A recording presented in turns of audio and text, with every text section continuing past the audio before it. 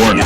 The Federal Communications Commission has determined the following content to be emotionally harmful. Funny things that you think's funny aren't funny.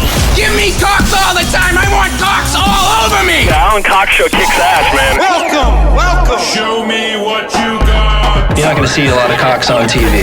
Alan Cox from the Alan Cox Show. I don't know what it's about you, but I can't even stand your voice. You know when he's Mr. Tough Guy when he's standing behind the microphone? I think you're the biggest asshole alive. It's gonna be a great show. Let's kick it.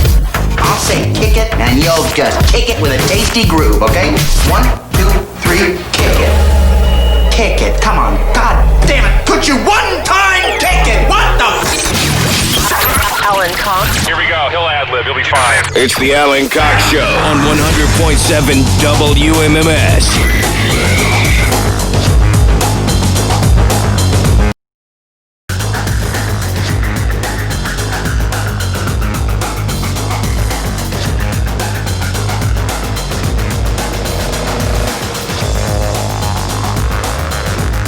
Hey, what's going on, gang? Good afternoon. How are ya? What's up, what's up? My name is Alan Cox. Thank you for showing up. Say hello to Bill Squire, who's right over there. Hey, creepy hugs, everyone. Thanks for listening to and watching this episode of the Alan Cox Show. Don't forget to like, subscribe, and share a cold one with the boys. Mary Santora is out today. You know what that means, Poundcake? Sausage party. Sausage party show. Fave. Right? Just the boys, being boys, talking about our wieners and whatever else. We do that anyways while she's here. We're going to get Jeffrey Toobin in on the Zoom call. I got myself. They see me tubing. They hating. He's riding dirty, all right. Whatever happened to wasn't that Chameleonaire? Was that his big song, Riding Dirty? Yep. It was Chameleonaire, right? That was the biggest hit, yep. Yeah. It's like 15 years ago. See me roll. I was in 5th grade when that came out. Hating, patrolling, and trying to catch me riding dirty. Man. That was the only reason why I knew who Weird Al Yankovic was. Oh, because White and Nerdy. Yep. So you worked backwards from Weird Al. Or no, you. How did that work for you? Well, you heard Weird Al before Chameleonaire? I heard Riding Dirty, and then I heard the parody song that Weird Al did. I know it's one of his, we are all unabashed Weird Al fans around here. I don't know if we all are. I think me and you are. Oh, well, I mean... Poundcake knows him, but I don't think... I mean, Poundcake thought that's what broke Weird Al. Yeah, I did. I see. I did. Yeah, but I give him a pass because he's young. Yeah. It's not his fault when his mom and dad decided to get frisky. Nevertheless, it's not a controversial opinion to be a fan of Weird Al, but I will say that among his modern songs, I think White and Nerdy is far and away the best of his more recent songs. That is even for Weird Al, an amazingly well-written and funny and clever song is White and Nerdy. Everything that he squeezed into that song is unbelievable. If you'd like to join us, please do. 216-578-1007. Your contributions do not have to be Weird Al-centric. 800-348-1007, 35192 if you want to send me a text. AlanCoxShow.com. You can watch live there. Today, a little help from who's in our video department today. Blit Zapper is back there helping out. And, I never stick my head into the video production office. Don't. Perhaps it smells terrible. Oh, does it really? Yeah. You know what? I found myself... They're not allowed to smoke in there, but they keep smoking in there. Oh, well, we need to be a bit more stringent about that. Listen, I've done everything that I can. You've told them. Yeah. They're like, I'm only here today. What am I going to do, not smoke? That's true. Yeah. Very expensive equipment in there, though, that they need to be responsible for. Yeah, there's like a MRI machine and... Like, wow, we've got that kind of imaging just back there. a bunch of stuff that they just put into a storage room. Oh, I see. It's also our office. There's a furniture graveyard, and then there's a video graveyard. And it's like one of those old MRI. Yeah. It's an old MRI machine, so it's definitely like giving off some bad, electricity. The ones that something. clang, didn't they used to clang back in the day? I think they still do. Do they? I got one a couple years ago, and my eye was messed up, and not a pleasant experience. I'm not a fan of the MRIs. I was watching a documentary. I don't know what it was about, but there was a scene where they were putting a small child into one of those. And I was like, God, that looks terrifying for an adult, let alone a kid. They're putting you can put your head in that, U-shaped pillow to hold it in there, and then... And you can't move. Can't move.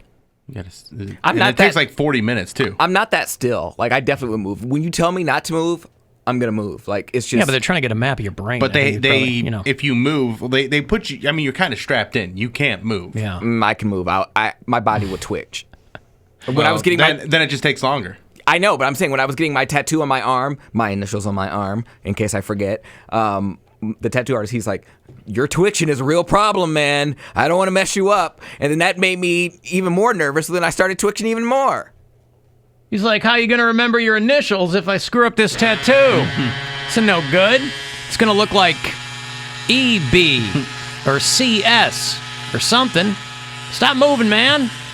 I was filling up my water bottle pre-show, and I accidentally found myself, I thought it might be late to my own show because I got caught up in a conversation. Because there's a person here. There are a couple of people here. I haven't been back there. I saw George, though.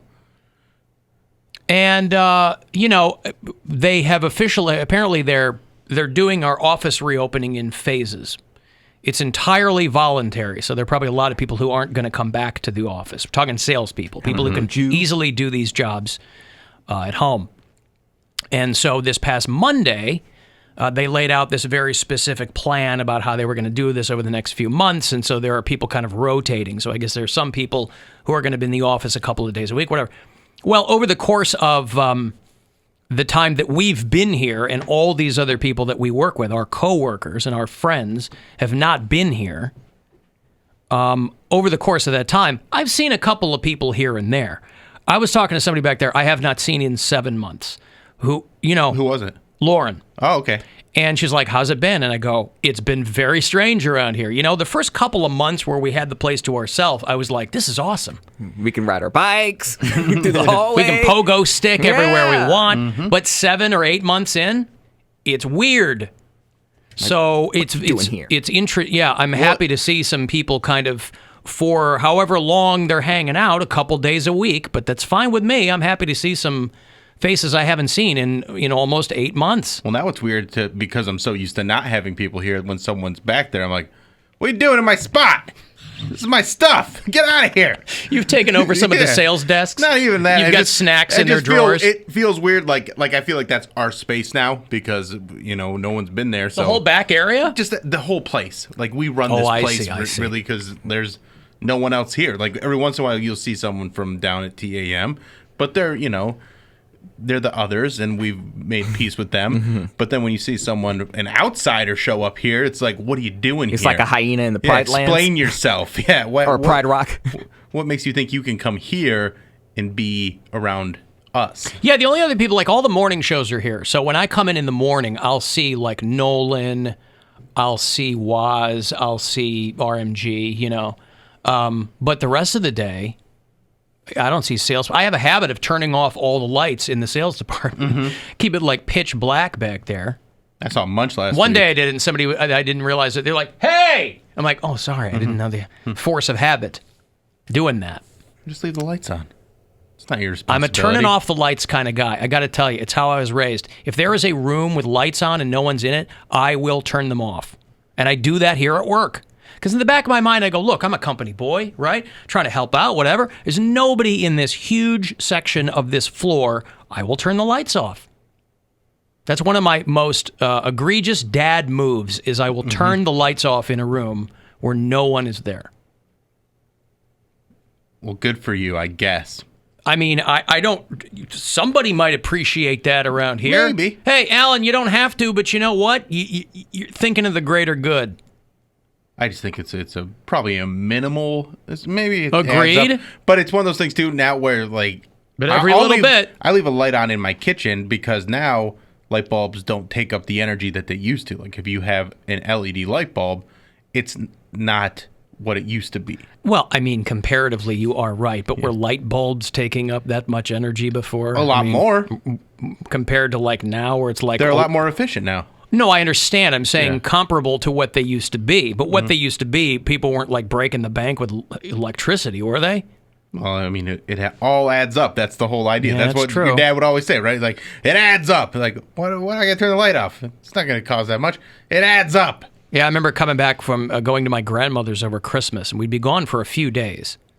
And we'd come back to a freezing cold house. Yeah. And we'd be like, we would make a mad dash into the house to turn the thermostat on. Because we knew it was going to be freezing in the house. I'm like, Dad, you couldn't keep it at like 55 while we were gone? Nope.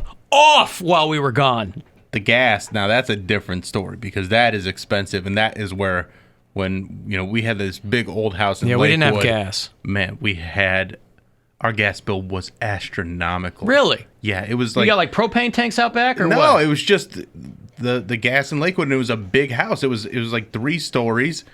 Not the one you grew up in. Not the one we grew up in. This is the one when I first moved to Lakewood before I got divorced.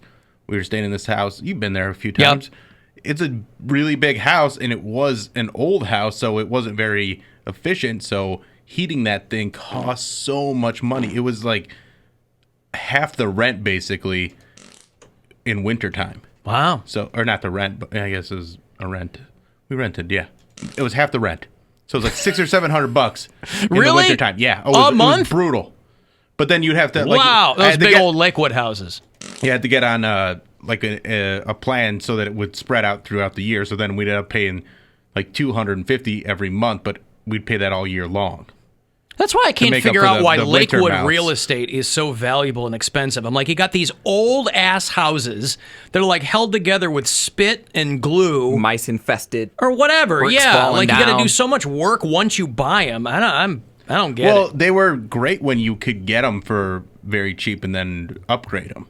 But now even if they're not upgraded, they're pretty expensive. That's what I'm saying. I don't understand why. People want to live there. Supply and demand, is that what it is? If it seems too good to be true, it probably is. That's probably what it's called, supply and demand. My friend bought a beautiful house in Lakewood, and I was like, oh my gosh, it's gorgeous. It's like $300,000. He was like, yeah, well, someone committed suicide in it. Nice. I was like, we'll get that suicide discount. Yeah, who cares? Yeah. I don't know if it got a discount. It's like when the Flanders moved into the murder house. They didn't care. They didn't care. This is not my beautiful house. This is not my beautiful wife. I was trying to remember. Well, how did I get here? I was trying to remember David Byrne's name the other day with my girlfriend, and when we finally remembered it, we're like, that doesn't sound right. Yeah. It was one of those things I was like, it's David Byrne. And she's like, is it David Byrne? I'm like, it is, but it doesn't seem like that should be his name. HBO just premiered that American Utopia. What is that? His stage production. Oh. It's fantastic. Is that why he was Talking Heads and David Byrne? Is that why he was on Saturday Night Live last year? Yes. Was to promote that? Because they were doing it on Broadway, and then they dropped it on HBO last week. I'll check that out. I got to take a break. If you want to give me a text, 35192. Next chance for you to grab $1,000 and go fund yourself is coming up at 2:30. The Alan Cox Show on 100.7 WMMS and everywhere.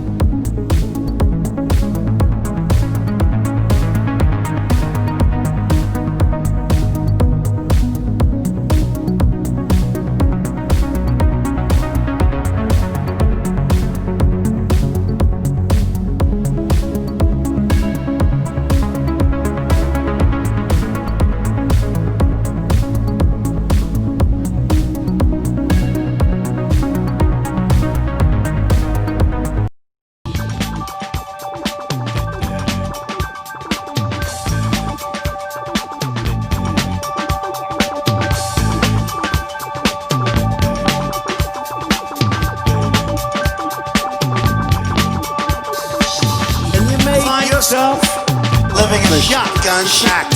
And you may find yourself in another part of the world. And you may find yourself behind the wheel of a large automobile. And you may find yourself in a beautiful house with a beautiful wife. And you know, you may say to yourself, well, how did I get here? A little something there from the American Utopia stage production. Help from the president.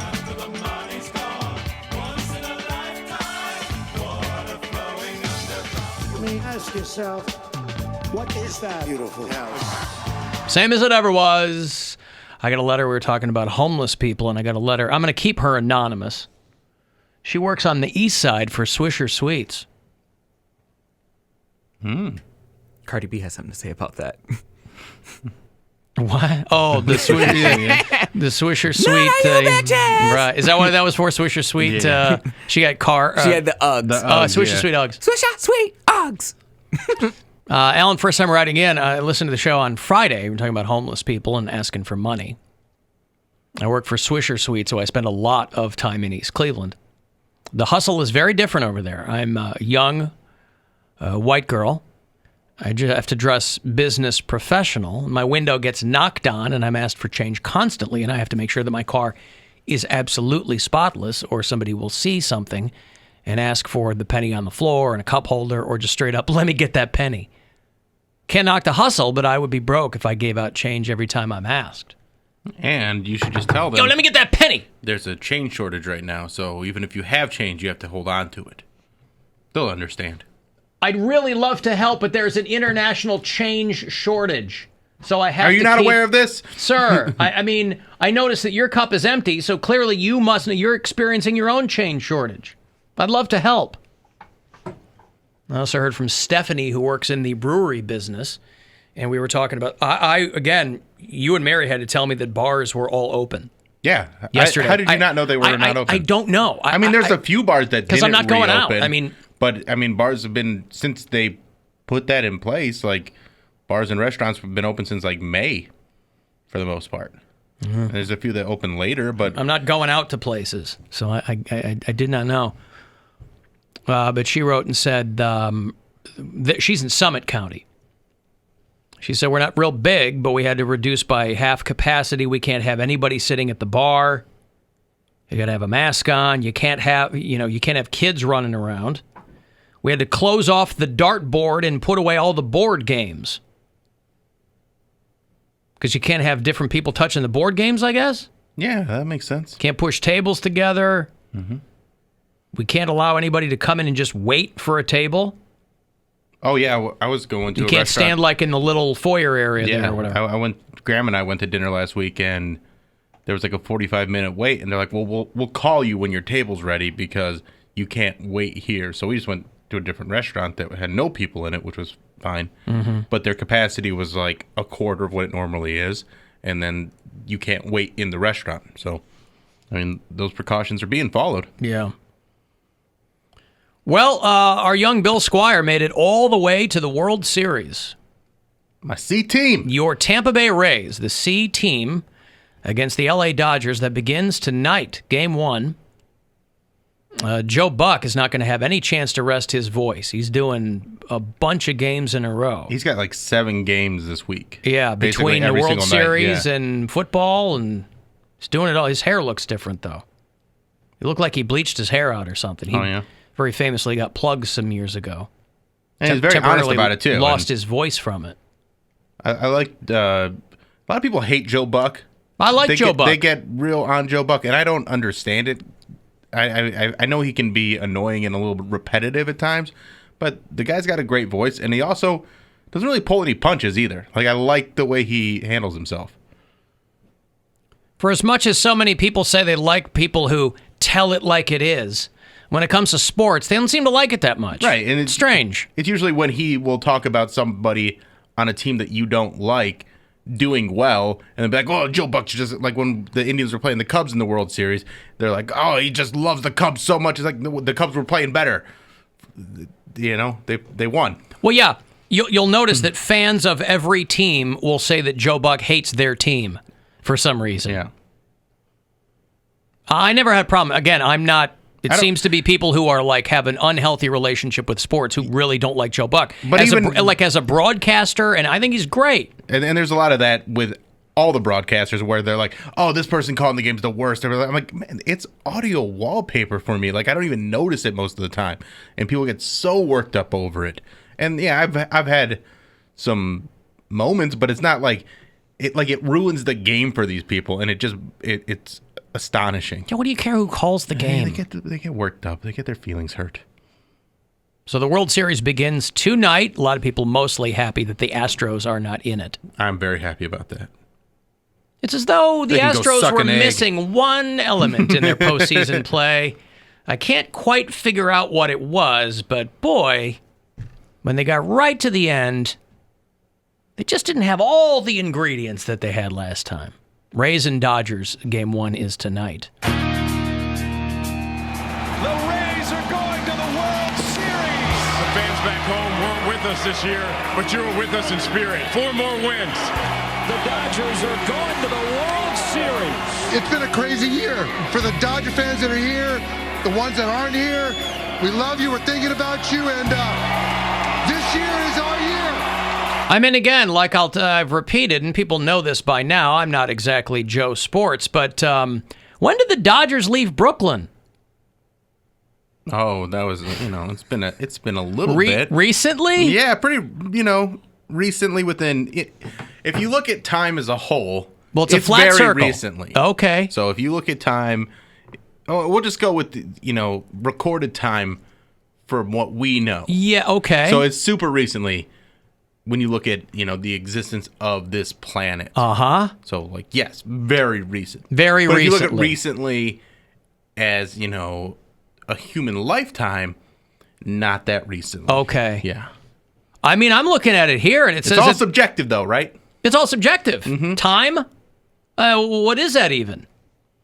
I'm looking at it right here, and it says that they relocated to L.A. in 1958.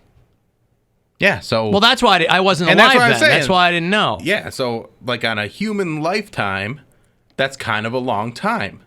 Yeah. But when you look at the Earth and that it's millions of years old, is it billions of years old? How old is the Earth? Billions. Yeah, so that's not very much time at all. It's a blip. Yeah, it's just nothing. Okay. A passing moment. So they moved to L.A. in 1958. So why do I just remember them as the Brooklyn Dodgers? I think you just keep watching the Jackie Robinson movie. I keep watching the old-timey baseball footage where they run twice as fast and they're around the... It's black and white. Right, it's black and white. Even if the players aren't. Okay, so the Dodgers are in Los Angeles is what you're saying. Yep. I lived in Los Angeles too, and I don't ever recall... the Dodgers being there. Well, that's and just I definitely you being lived careless, there. I feel like. I definitely lived there after 1958. I'll have to check my personal calendars and diaries, but I'm almost positive that I lived there after 1958. But they've won the World Series 5 times. When was the last time, the 80s? Something like that, yeah. It's been a while. Yeah, was that it? It has been a while. But they got another crack at it this time. They've been knocking on the door for a few years now. Dodgers last. They got that Clayton Kershaw. Yeah. Yeah. They were the first Major League Baseball team to have the numbers on the front of their uniforms. So brave. So they were a lot back. I wonder if people back then, baseball fans, screamed at that the way they do about kneeling for the anthem or something. They're like, numbers on the front of the jerseys. I never had such a thing. What? You commies? You're so impatient. You can't wait for a guy to turn around and run the bases. You gotta know what number he is right away. Gotta know what his number is. Hey, you want to know what guy it is? You look at his face. You don't look at the numbers. That's right. You're gonna try to tell me what his... All right. I got $1,000 here for it. It's our chance to help you out in whatever way you want it or need it. You can go fund yourself. Good luck. Hey, it's Rover. Go fund yourself. It's time for your shot at $1,000 now. Text the nationwide keyword HOME to the number 200-200. You'll get a text confirming entry plus iHeartRadio info. Standard data and message rates apply in this nationwide contest. That's HOME to 200-200. Good luck and go fund yourself from 100.7 WMMS. Kirk Gibson was the one that hit the walk-off home run when they won in 88. I said Don Mattingly. All right. Well, the Dodgers, they've got no shortage of historical firsts and records. First television broadcast of a baseball game was when they were the Brooklyn Dodgers, but they were the first West Coast team. The Giants up in San Francisco and the Dodgers down in L.A. They were the first team to draw 3 million fans. That must have hurt their wrists. I was writing I wrote a check the other day. My hand was cramping up, so I could imagine drawing 3 million people. I had to write 2 checks the other day, and it took me a second to remember how to write a check. I'm like, where do I? Okay. Oh, I don't even Where's the remember how to line write where I check. write for the sex? That was the memo line at the very bottom, but I had to really kind of jog my memory for that. I don't even know where my checks are. Matter of fact, I should probably find that. Well, if you don't need them, there's no reason to know where they are. But if you find yourself I'll needing help you one, find them. Well, I ain't about to get no money. You what? You don't know that. He said he'll help me find them, and I said, why? I'll help you with your podcast. You can pay me out of pocket. It's fine. I'll Venmo you. Are you paying Bill to produce your podcast? No. Oh, he just said you can Venmo him. If he needs something, he can send me something on Venmo. He can send a request. That doesn't mean I'm going to abide by it. Wait, what is he requesting from you? I'm confused. You can request money from Venmo. Yeah, I'm going to request from Poundcake. You can request someone to pay you? Yes. Mm-hmm. See, I just outpay people. Yeah, but like with my roommates, somebody can go, hey, pay me. Some nights we'll be drunk and high, and like someone will order Uber Eats and like, who wants Taco Bell? And then the next morning I'm like, oh no, you just ran up a tab of $50. I will send a request like, all right, here's what you owe me. Here's what you owe me. And I put it's like Taco divvying Bell. Up the bill. Mm-hmm. But they don't have to honor that request. They don't have to, but I know where you sleep, bitch. All right. So, well, what does that mean? You're going to stab them? I mean, you're not going to do anything to them. I need my money. I'll take it off my rent. I know where you sleep. Wow. All right, I went ahead and requested some money from you, Poundcake.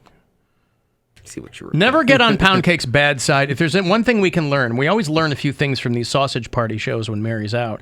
If Poundcake knows where you sleep, don't ever make sure you're not on his bad side. Notification. He's like ice. Absolutely not. Now, how much did you request from him for A producing reasonable amount for $500? Well, see, you got to look at the way I break 100 things times down. that. So, $5 million? 10 times that. No way to know. $50 million.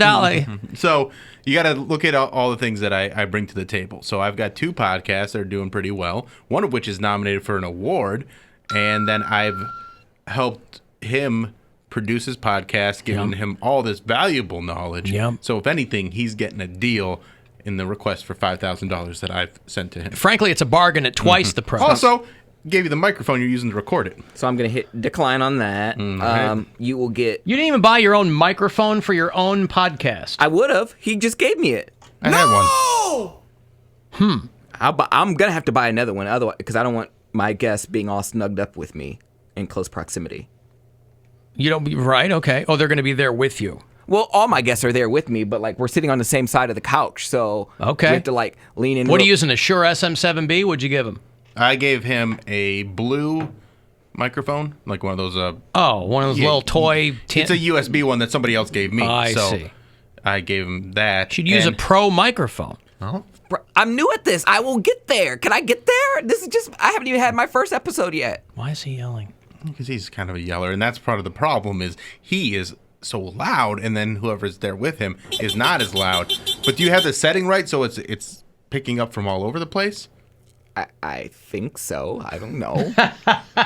Then you should. You know what? What I'm inferring from this is you should really consider paying Bill something to produce your podcast, since you don't know anything that's going into it. Not $5,000. You know all those simple. We got to start jumping off. You got to haggle. Yeah, This is the haggling stage of the negotiation. Okay, how about $5?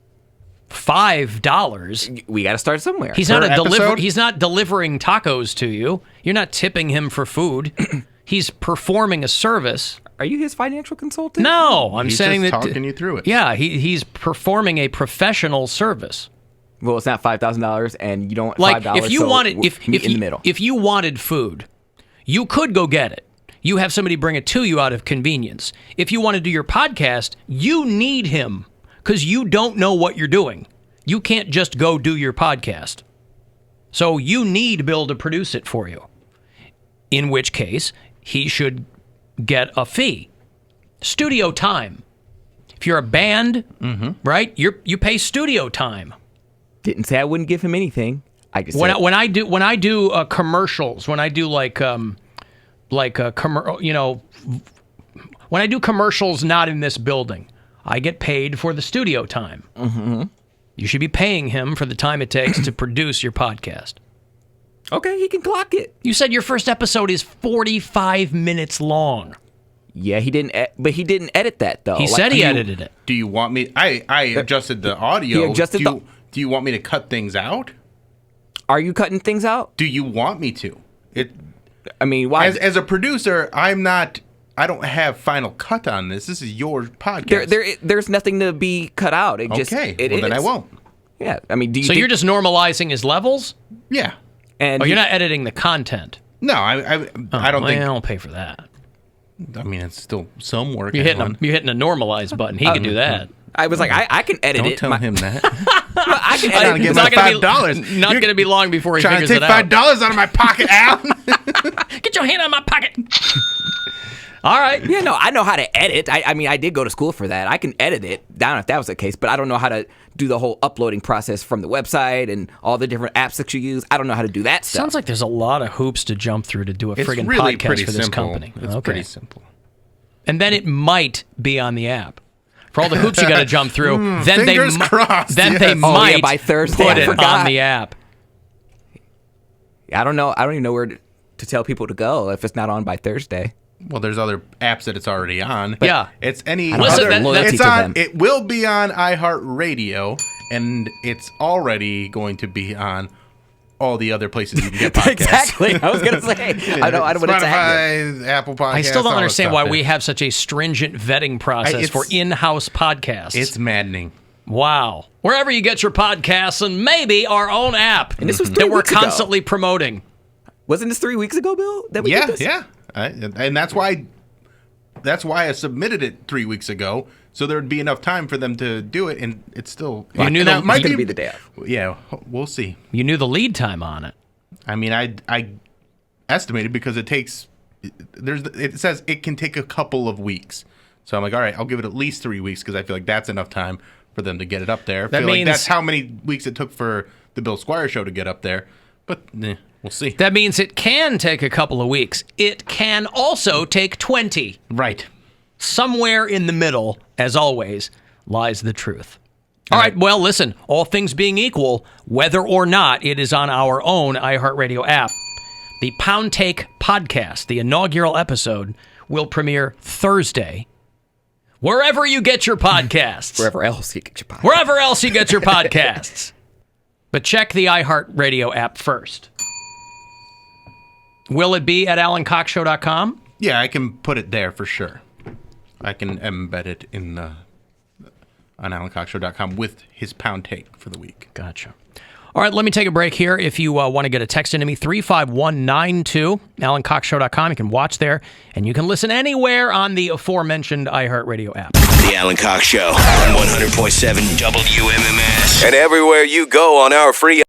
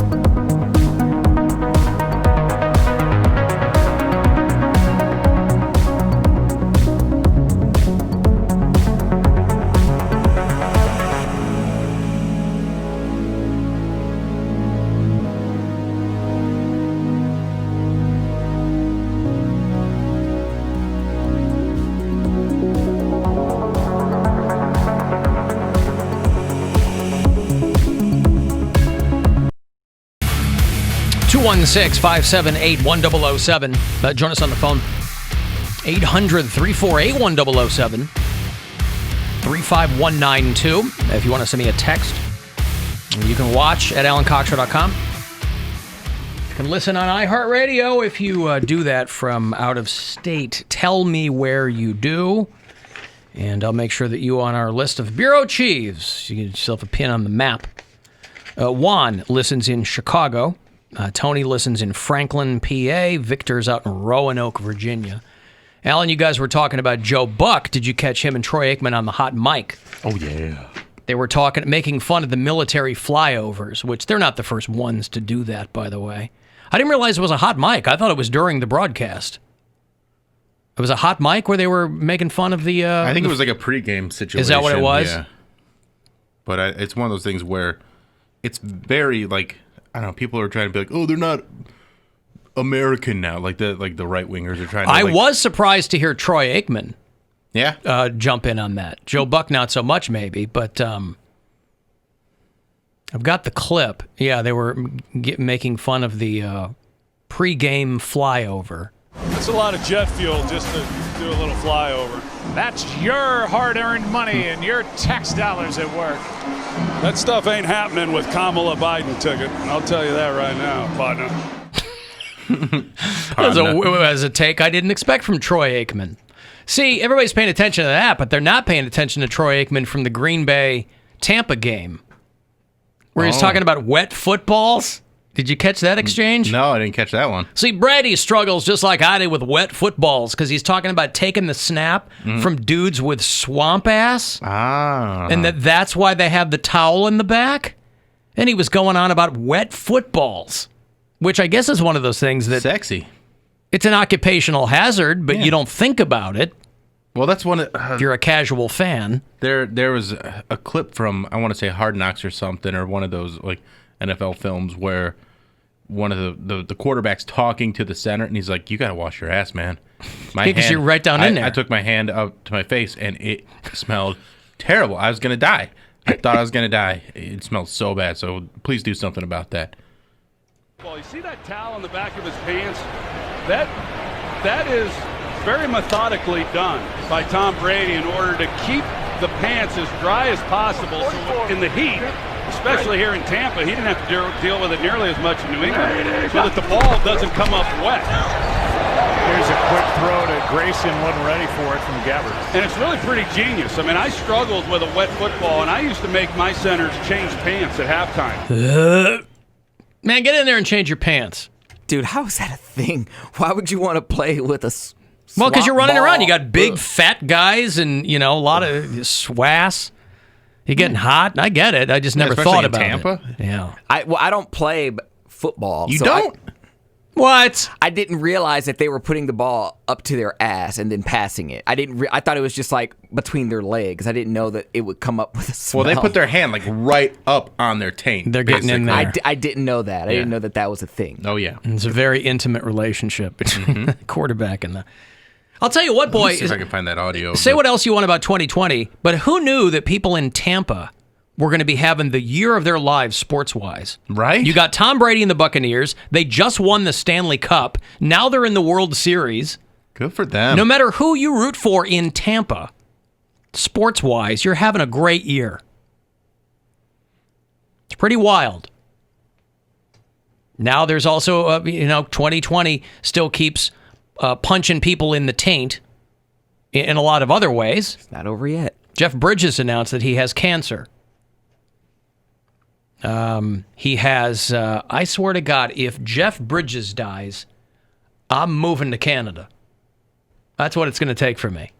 He tweeted, as the dude would say, some new shrimp has come to light. I have been diagnosed with lymphoma. Although it is a serious disease, I feel fortunate that I have a great team of doctors and the prognosis is good. I'm starting treatment and I will keep you apprised of my recovery. So that's Jeff Bridges announcing that he has cancer. I'm the dude. So that's what you call me, you know?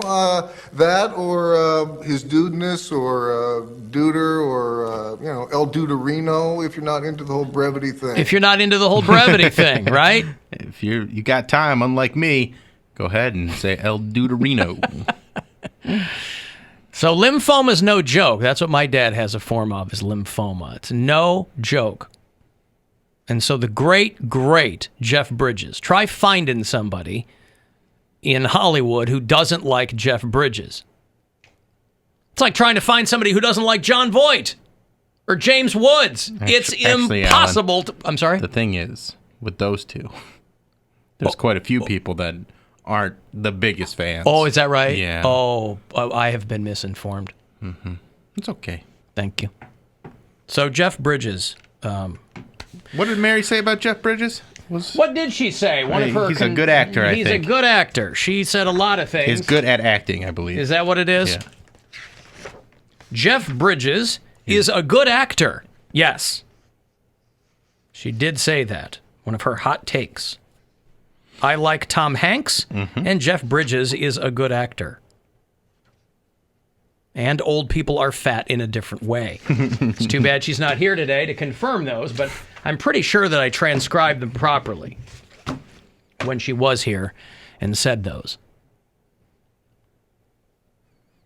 And she's out because her foot was caught in a bear trap today? It was caught in a bear trap, yes. She fell, well, her foot wasn't. Oh. She fell forward into a bear trap. Ooh, and so obviously you reflexively put your arms out to try to stop yourself, and she kind of succeeded. We've established, as recently as a couple of days ago, how clumsy she is. Well, if I were a clumsy person, I wouldn't be traipsing around places where there's bear traps. Well, nobody thinks that there's going to be a bear trap in the middle of the Rocky River Reservation, Bill. Nobody thinks that that's going to happen. But she was out kayaking, and as she was pulling her craft back onto shore, someone had forgotten to clean up their bear trap. And so she fell right into that. All right, so let that be a lesson to you out there. If you are a person that likes to try and trap bears in the Rocky River Reservation, clean up after yourself. Mm-hmm. Now, just to be clear, I'm talking about the kind of bears who Poundcake knows, not the animal. Yeah. Like big, fat, hairy gay men. There was a trap in the woods for them. Okay, so what is a? It was what, just a what harness. kind of? It was what? Trap a harness. Is that? It was a harness. It was a harness. A leather harness. Yes. Just a 2XL leather harness. Yes, it had leather chaps and a couple of nipple clamps, and she fell into those. And a captain's hat. And what? A captain's hat. And a captain's hat. You gotta have it. Yeah. So I don't want to mislead anyone. She's fine. Okay, good. But I think they had to have the chaps removed from her. And she fell face first into that captain's hat. You know what bugs me when people bring up chaps is they're like, "Oh, assless chaps." All chaps are assless. It is redundant to call them assless chaps. Now, here's another thing to consider, though. All right. If you have a group of friends, and of course our friend British Alan, so Alan, we're going with a wild scenario that we have friends. Yes, right? A group of them. I know that we don't. Yes. But let's play fun here. If you have a group of friends who are devoid of asses, you would call them assless chaps. But the article of clothing, all chaps are assless. Understood. So you're absolutely correct. It's a hill I'm willing to die on. And yet you don't have to, because you're in the right. Yeah. There's this classic photo of David Lee Roth, because at his peak, he was wearing chaps all the time on stage. And there was nobody, in the history of frontmen, I don't know, even Freddie Mercury kept his ass covered up, right? David Lee Roth was out there with his tanned tuchus, hanging out for everybody to see. There's this classic photo of him staring into a backstage mirror and his ass is hanging out. Everybody's like, he's wearing the assless chaps. And I'm like, that's redundant. All right. And you chap aficionados you'll realize that. You understand that. What are the purpose of chaps? Were they always meant for you want to let your ass air out? Well, it's Just for gives riding you a horse, I believe, foxy right? little look. Well, yeah, you wear them over pants. Yeah, you wear them over pants to protect your legs on long horse rides, I believe. My daughter's an equestrian, and she has chaps. And of course, I have always insisted that she wear them with pants. Right, because is it more for the inside of the legs as it like rubs against the saddle? It is along those lines, yes. All right, that's what I thought. What would your go-to? You're in a band. You're in like Motley Crue, or you're in, Van Halen, and you are looking for a signature item of clothing to set you apart. What do you go with? Lone Ranger mask. Ooh, so you're mysterious. Well, I'm semi-mysterious. Yes. You can tell who I am from the nose down. Right. But the eyes give a lot away. You know, we make fun of these investigative pieces on television where they'll put a black bar over somebody's eyes, and you go, well, you can still see the rest of their face. But the eyes identify a lot. You take away someone's eyes, it is considerably harder to identify them. So I would go with... It's funny you ask, because I've given this a lot of thought. That's good. In my own quiet moments. Don't think I don't have an answer ready to go to. Lone Ranger mask. Lone Ranger mask. Okay. I wanted to go top hat. Slash came in, took it away from me. But I wanted to do something. Wait, you wanted top hat before Slash? Yeah. You were like in kindergarten when Guns N' Roses came out. I had a real top hat phase when I was 3 years old. Just couldn't get enough of them. So you looked more like Baby New Year than Slash from Guns N' Roses. Absolutely. Okay. But I want to keep with that fancy theme, so I would go with a monocle. Because I feel like a monocle is not used. Yeah, but that's like, then you end up with doing Mr. Peanut cosplay. No, because then you need some spats. No, you don't have. I would make the monocle my own. It'd be like a cool monocle, and I'd have different ones. Like there'd be one. It's like an aviator version of a monocle, like aviator glasses, and then there'd be like the Wayfarers. There'd be all sorts of different sunglasses, monocles, and clear ones, and all sorts of fun monocles. Yeah, okay. The monocled rocker. The monocled. Wouldn't you be worried that it would constantly be falling out? Like you've got to squint in that eye to keep it in. The monocle, you kind of have to wedge between your lid and the under eye, right? Yeah. So you're kind of walking around like the penguin. You're like, because you're squinting a little bit. I've thought about that, and I've exercised my eye muscles to a point where it's second nature. But your eyes are always a little wobbly. I don't know that. That's the eyes are, but not the muscles around the eye. Gotcha. So I mean that's more your eyebrow and your cheek. So you just kind of have a smirk all the time, which kind of looks cool when you're playing the keyboard. Not the. You're a keyboardist. Guitar. You're not a frontman. Okay. Yes. No, but prone as you are to ocular maladies, you're not concerned that the monocle might exacerbate those. I feel it's going to protect the eye. Okay. A shield, then. Mm-hmm. Yeah. But I don't want to come across as someone that's afraid to be out in the elements. That's why it's one, not two. Like sunglasses or safety goggles, then I just look like I'm trying to be too careful. But a monocle says, I know that this could happen, but I'm not living in fear. Now, will the monocle always be on the same eye, or is it interchangeable? Are you gonna have people like part of the fun, part of the mystique is on which eye will he have the monocle at tonight's show, or is it standard left or right eye monocle? It's going to be a standard right eye monocle. Okay, so you're going to be right eye monocle guy. That's the eye that I've trained to hold the monocle. Now, maybe every once in a while, if we're doing something fun, or like in Australia or something on tour, I'll flip it to the other eye. Upside down. It's upside down. Yeah. I know people are telling me. I know Prince and Paul Stanley wore chaps too. I understand that. Yeah, there's always been kind of a silent rivalry of the fans between David Lee Roth and Paul Stanley. There are people who love Paul Stanley and think that David Lee Roth was very cartoony, and vice versa. They were both cartoony. Kiss literally had a cartoon of them and comic books. But I take your point. They both had their everyman moments too. Yes. Where David Lee Roth was an EMT and Paul Stanley was driving a bus. I don't have that anymore. You don't have that anymore? No. The purge! I know. The involuntary purge took that from me. I'm sorry. No, listen, I have chaps. I have chainsaw chaps. Oh, yeah? At home, but I wouldn't wear them as like casual chaps. Is it They're easier not like David to Lee cut Roth. logs with chainsaw chaps than just a regular chainsaw? I feel like my legs wouldn't be that flexible. I wear them as a protective measure. Oh. Yeah, I don't cut the wood with the chaps. Okay, so they're not. I'm not able to move my they're legs not that chaps quick. with chainsaws on them because that would. No. All right. Well, I have No, I said, don't hug me. Don't hug me. Oh, God. I'm out here cutting wood. Don't hug me. It's like a Rambo movie out here. You would not believe how many people hit me up. I would believe it. And said, I watched that, at least the scene that you posted on Twitter. I could easily count on one hand, or I could probably count on 2 fingers the times that I have laughed as hard as I laughed on the show yesterday. I was telling Gwen about it. Bill posted the video at AlanCoxShow.com from yesterday's show.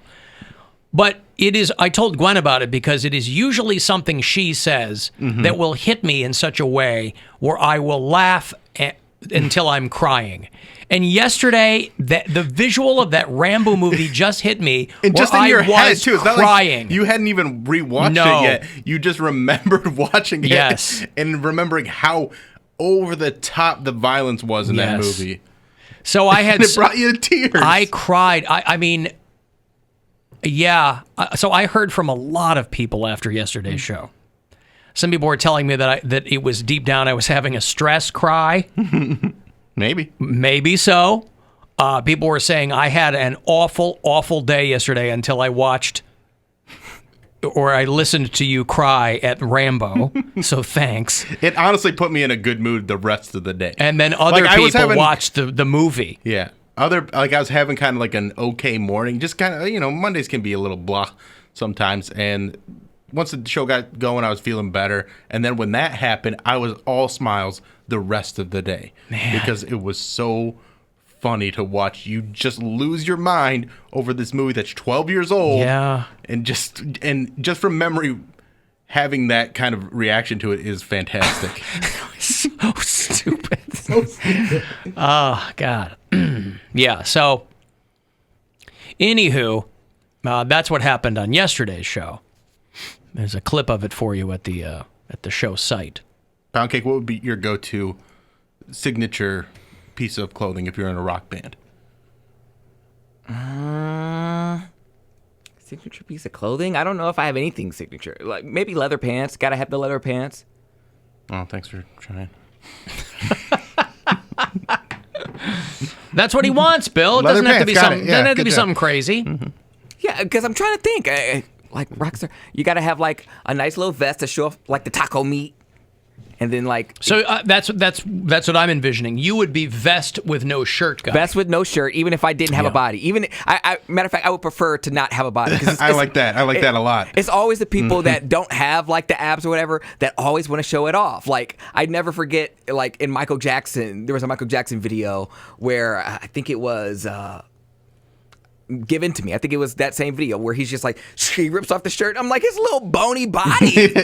And it's like, they're always like, I don't care. I don't have a body. You're still going to look at me and you're still going to think I'm sexy. You going leather vest or you're going to switch it up? Like maybe sometimes denim, sometimes, maybe like a puffy vest. Like depends on which show I'm doing. Yeah. But the leather pants, I think I'm just going to probably have whoever had the pants that were split open? Yep. Who was that? Lenny Kravitz? Lenny Kravitz, his balls fell out. no, the whole thing. The whole thing fell out. Yeah. And he had a C-ring on and everything. That had to be planned. Piercing. Boy. It wasn't a C-ring. It was a Prince Albert. I thought he had a C-ring. No, it was a Prince Albert. And then I think Steven Tyler hit him up. He's like, man, you never told me you had your D pierced? What the hell? That has to be uncomfortable, though. He's performing in leather pants with a C-ring. Wouldn't it get, or a piercing? I think get caught? I think like anything else, once you've had it that long, you'd probably barely feel it anymore. Nah, bruh. And I just don't get any guy that would want to do that. That's like such hallowed ground. And like, why would you ever want to mess with that? Some women dig it, but it's not. I can't imagine something metal going into you would feel good. Like anything added other than the D. Well, I don't. I mean, especially if you got someone with some stale vagina. I don't some what? Stale vagina? Wouldn't the metal come out smelling weird? It's just stainless steel. I mean, I think by definition it doesn't stain, huh? Yeah, and then you'd go take a shower. Like, there might be some crust underneath there. You got to actually get like a little. Yeah, there is some maintenance that you have to deal with. There is maintenance you've got to do. I right, need nothing extra. That's baked into the cake. I'm with you. I'm just saying. I've known friends that have done it. Might be some pubes stuck in there. Don't there might be some. Yeah, it could might get be a little lot of yeasty. things. Honey, is that your IUD? I think I fish hooked it while I was in there. My 1,000 apologies. All right, I've got a break. Another chance for you to grab some money is coming up around 4:30. We're going to go past 3:30 here. But 4:30 and then 5:30 and 6:30, we will have another $1,000 each time for you to go fund yourself. The Alan Cox Show on 100.7.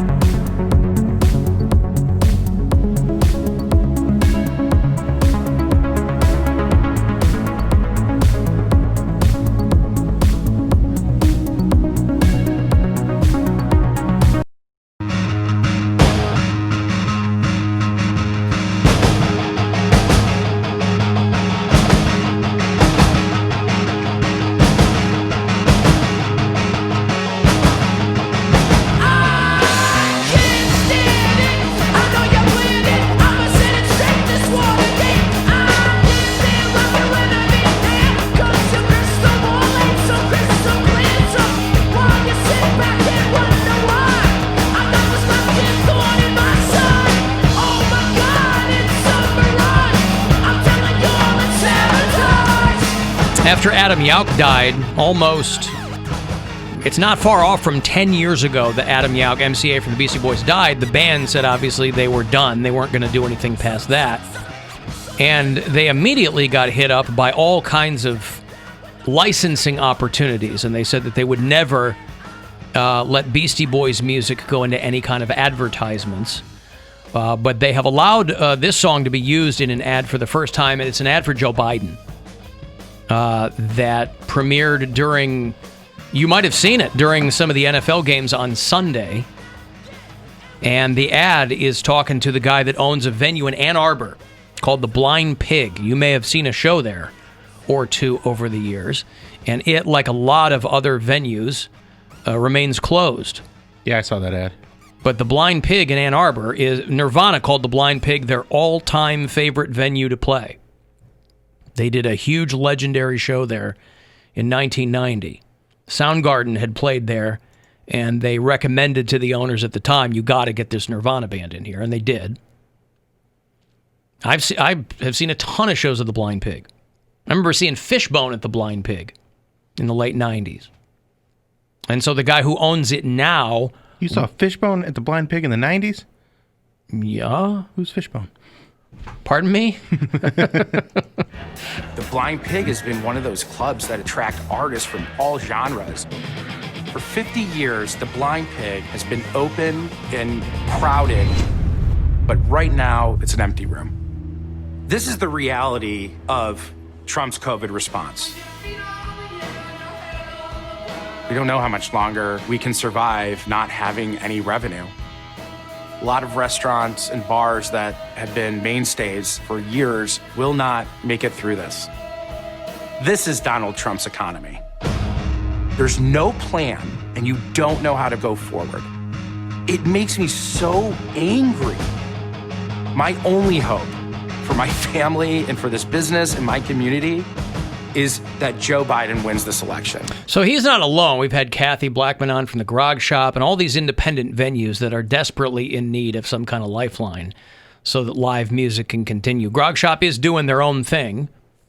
Yeah, they're doing seated shows. They got a whole list of stuff coming up. If you go to grogshop.gs.com, or I think just grogshop.gs to see what they got going on. Are people planning for the worst?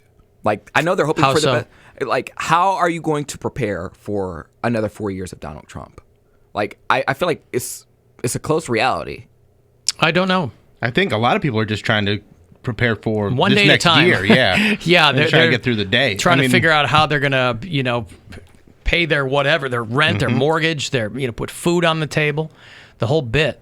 Everyone was talking about, Fox News and CNN was talking about 50 Cent because he kind of endorsed Donald Trump, but not really. He saw Joe Biden's tax plan and saying that he was going to raise taxes to 62% for people who make over $400,000 a year. And he was like, no, forget that. I don't care if Donald Trump hates black people. He was like, I don't want my taxes. He was like, I'm about to be 20 cents after this.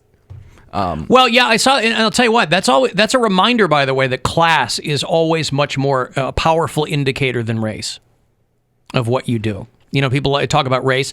Obviously, race is extraordinarily important in those kinds of conversations. But class is one that a lot of people don't like talking about because that's really uncomfortable, too. It's still tough for black men. Like, if you're fortunate enough to be black and grow up wealthy, you're still twice as likely to end up poor than some white kids you grew up with. And if you're black and you start your life poor, about half of those people will stay poor their whole lives. So it has a ripple effect across generations. So it's like, I understand where 50 Cent's coming from. He's a really rich guy. He makes way over $400,000 a year. But if you do, and he goes, I got to pay, 62% in taxes. But listen, he's being honest. But is that his actual plan, though? It would be for very wealthy people. It would be a hike. But there are a lot of those people too who are at the point where they're like, take it. I was going to say because we can't continue the way we're doing what we're doing. Listen, when hedge fund people are like, vote for Joe Biden. Because listen, historically, economies do better under Democratic presidents anyway. They just do. But they're like, if he's president, you're talking $1 trillion in surplus over a certain period of time. So when the money people, now granted, there's some controversial opinions in there as well. But it's not like all of the super wealthy people are like, 4 more years for Trump. They're like, we cannot, this is not sustainable. That's why I was surprised that he said that, because I'm like, okay, 50 Cent. I know he doesn't do so much rapping anymore, but he has a TV show he produces. I'm really out of the 50 Cent loop. But I'm saying he doesn't do concerts much anymore. So if he's thinking nobody does. But I'm saying if COVID wasn't a thing, he wouldn't be doing concerts anyway. But he does have a show, and he has to pay for production on that show. What's the show? It's like the Tyler Perry thing? Is that what it is? It's Power, yeah. Power on Stars. But is he a money man for that, or just a producer? Like he's got his name in the credits. Executive producer, but that means you pay for money. You have a invested interest in the show. So not necessarily. That's my question. Does he has a financial interest in that show? I believe he does. So I think that's kind of where he's put his money is into his production company. So is he going to pay for COVID? Like, think about if Donald Trump does win, he's going to have to pay for COVID relief for his actors. But it's still a very myopic view of what to expect over the next 4 years. To just go, nope, I'm voting for that. You don't know what's on the other side of that vote. So again, 50 Cent's going to do what 50 Cent's going to do. And also, this is like the percentage of people that would pay this tax rate. It's pretty limited to New York and LA, and there's a lot of things that would have to be just right for you to pay this 62%. That's right. He said, he was like, the Knicks aren't even good here anyways. I'm leaving New York. It's your birthday, we're gonna party like it's your birthday. We're gonna sip Bacardi like it's your birthday. And you know we don't give a fudge that it's your birthday. Yeah, that's the last big contribution that 50 Cent gave us is Carol Baskin and her husband on Cameo. I wonder if there's doing In the Club. I know there's already people like Joe Rogan that have moved out of L.A. and there's Vanderbeek. Other people that are moving. James Vanderbeek. I mean, what's L.A. without James Vanderbeek? Beak from the Creek. Yeah, but all these people are moving out of L.A. and I think that's going to be a continuing trend because you can do so much from your home now, and when you can go to a place where your money goes a lot further, why not? And Texas is just a very entrepreneurial friendly state. It just is. I love Texas. It's a great state. You got Texas, and then you got a little bit of everything there, but I'm a big Florida, fan of Texas. I think Arizona is going to get a lot of people moving there. By the way, you saw Carol Baskin said that she's bisexual. Ooh. So for those of you who've got a little Carol Baskin thing, I wonder if her husband knew she that. She is into before. cats and kittens. Yeah, that's right. That explains a couple of things. I have always considered myself to be bisexual. Even though I've never had a wife, I could just as easily have a wife as a husband as far as the way I feel about us. I think we are all one and that we are all... I just don't see us as being different genders or different colors or different anything. That's why when I was watching Tiger King, I'm like, there's no way that her husband... is satisfying her needs? Yes, I'm just trying to think out how to put it. Mm-hmm.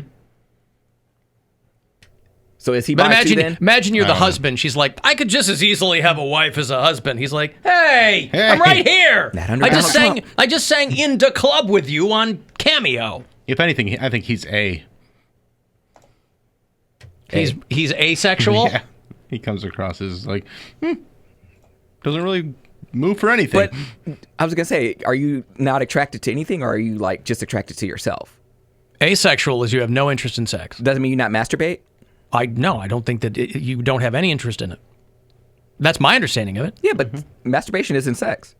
Yes, it is. It's not. You're not doing it to do your taxes. Sex is intercourse. No, but like sexual activity. It's a sexual act. If you masturbate in front of somebody, that's a sexual act. If you masturbate by yourself, that's a sexual act. If you do it in public, that's an offense. If you're Jeffrey Toobin, you do it on your Zoom meeting. Yeah. Oh, Jeffrey Toobin. He showed up in Wiener News today. Wiener News! If you're not a news nerd, you might not even know who Jeffrey Toobin is, but he's made the rounds for a long time. He's one of these talking heads. He's a relatively well-regarded guy. He's a contributor on CNN. He writes for The New Yorker, I think. This guy's gotten himself into trouble before. About 10 years ago, he's a married dude. He's got kids, and he's been married a long time. But about 10 years ago, he knocked up some lawyer. They had a love child that he had to explain away. And then she sued him, and, Anyway, supposedly he whipped it out on a Zoom meeting with some of the colleagues at the magazine because he thought that he had blacked out his screen. And he started wanking it because apparently he was on a simultaneous video call with someone else. And all the people on the call are like, dude, you got to loosen up your camera schedule. is still your camera is still on. If you're doing that, like you can't wait. No. You're trying to do it then? All these we've had some horny Teams meetings. Old dudes. They don't take that long. And listen, the way that Zoom or Teams, any whatever platform you use, the way that it's set up ideally is, it's like you're an anchor on television. You can't even see below the waist. Why would that show up on your Zoom call? So he has, they're in the beginning of this where they're like, he's being suspended, but they're not going to have him back. People like the dangerousness of it, I think, and so the idea that they're on this professional call, even with their camera turned off, he likes that it could go wrong. I think so. But you got a wife and a career. Yeah. Man, I do not understand I don't people. understand it either, but it's, people are reckless. He took a break in a Zoom work call with his colleagues from The New Yorker and started masturbating. Not aware that his camera was still on. He calls it an embarrassingly stupid mistake, and he apologizes. I mean, when OJ is mocking you on Twitter, OJ, where's OJ been? He's like, hey, I just showed my head. I didn't cut somebody else's off, all right? Calm down, OJ. But I do like all the headline puns, like New York Post, news flash, election erection. They can't help themselves. So anytime I've seen Jeffrey Toobin on something, he's been interesting. I mean, he's got some interesting takes on things, but I just don't understand that pathology or that inclination to be like, I can't, I'm doing this right now. I doubt it was with his wife. No, it's just him, right? But he was on another call with somebody else. He was on another video. His explanation, yeah. There's no explaining your way out of this because your explanation has to be like, oh, there are only two ways. Either I was doing that to my colleagues at The New Yorker or I was on another call with someone else, is what he said. So either way, they're like, well... Yeah, you gotta... And given his checkered past... You gotta loosen up your schedule if you're trying to squeeze in a quick jerk session with... on camera jerk session while you're in between work meetings. You got to just reestablish how Anthony you do Weiner. things. Yeah, that's what I'm saying. That's why I think he wanted to get caught. I'm a horny guy, but it's time management and just knowing how to work all the stuff. Wouldn't you double and triple check that your video is off? If I'm on Zoom or something, I'm like mute. You know what I mean? Like anytime we have one of those meetings, I turn my camera off anyway because I don't need it. But I'm there to listen. Right. I'm not there to talk with somebody. If they need to see my face, I'll turn it on. But there's not a scenario where I'm even in a headspace where I'm like, okay, I want to wrap up this meeting so that I can get my wank off. On. Yeah. No, I usually, we have Zoom meetings. I usually call into them. So there's no camera at all because, like you said, I'm there to listen. But if I was on my laptop, it's like these guys that, they leave a tab open where other people can see it. That's a little bit of a less embarrassing offense because you're not really doing anything. But, you'll see these news guys where somebody will screen grab it and they've got a tab for hot, horny honeys open while they're supposed to be talking about something else. Stepmom gets stuck in the dryer. Right. I need help getting out of the dryer. What are you doing? Stepson, why are you home? I came home early. Get stuck in the dryer. A meme today that said, help me, I'm stuck in the dryer. And it's like stepmom, stepson. And then it was a picture of Rick Astley saying, you know the rules, and so do I. So the editor over at The New Yorker is not laughing about it. He sent out company-wide message. He's like, hey, you probably saw about Jeff Toobin, and we're looking into it. Apologies to those of you who saw his giant mushroom cap. And a very unfortunate name, too, to be caught doing this. Toobin, yeah. Yeah, he went lubin for a Toobin. Also in Wiener News, I got That's my Polar Blast team. Once we bring back the in 2022. Yeah, 2022. My Polar Blast team will be Jeff Toobin. What if it's 2021? Tubin apostrophe. Mm-hmm. What? What if it's in 2021? Ain't February. gonna be in We got time. We got time. Optimism. No. You have to temper optimism with realism and pragmatism, right? There's no way. There's a lot of big words. Yeah, okay. They're really not big words. Our next event will be probably in 2022. Like a it'll bar probably crawl? It'll probably be the Polar Blast Battle in 2022. Dude, that's going to be lit. Think about all the people that are just like, oh, we have to go out in the cold. But we actually get to go out. Jim hit me up. He goes, every time Poundcake talks about his hot tub, I can't not think of Eddie Murphy doing James Brown Celebrity Hot Tub, which is the exact same mental image I get. That is still one of my all-time favorite sketches on SNL, was Eddie Murphy's James Brown Celebrity Hot Tub.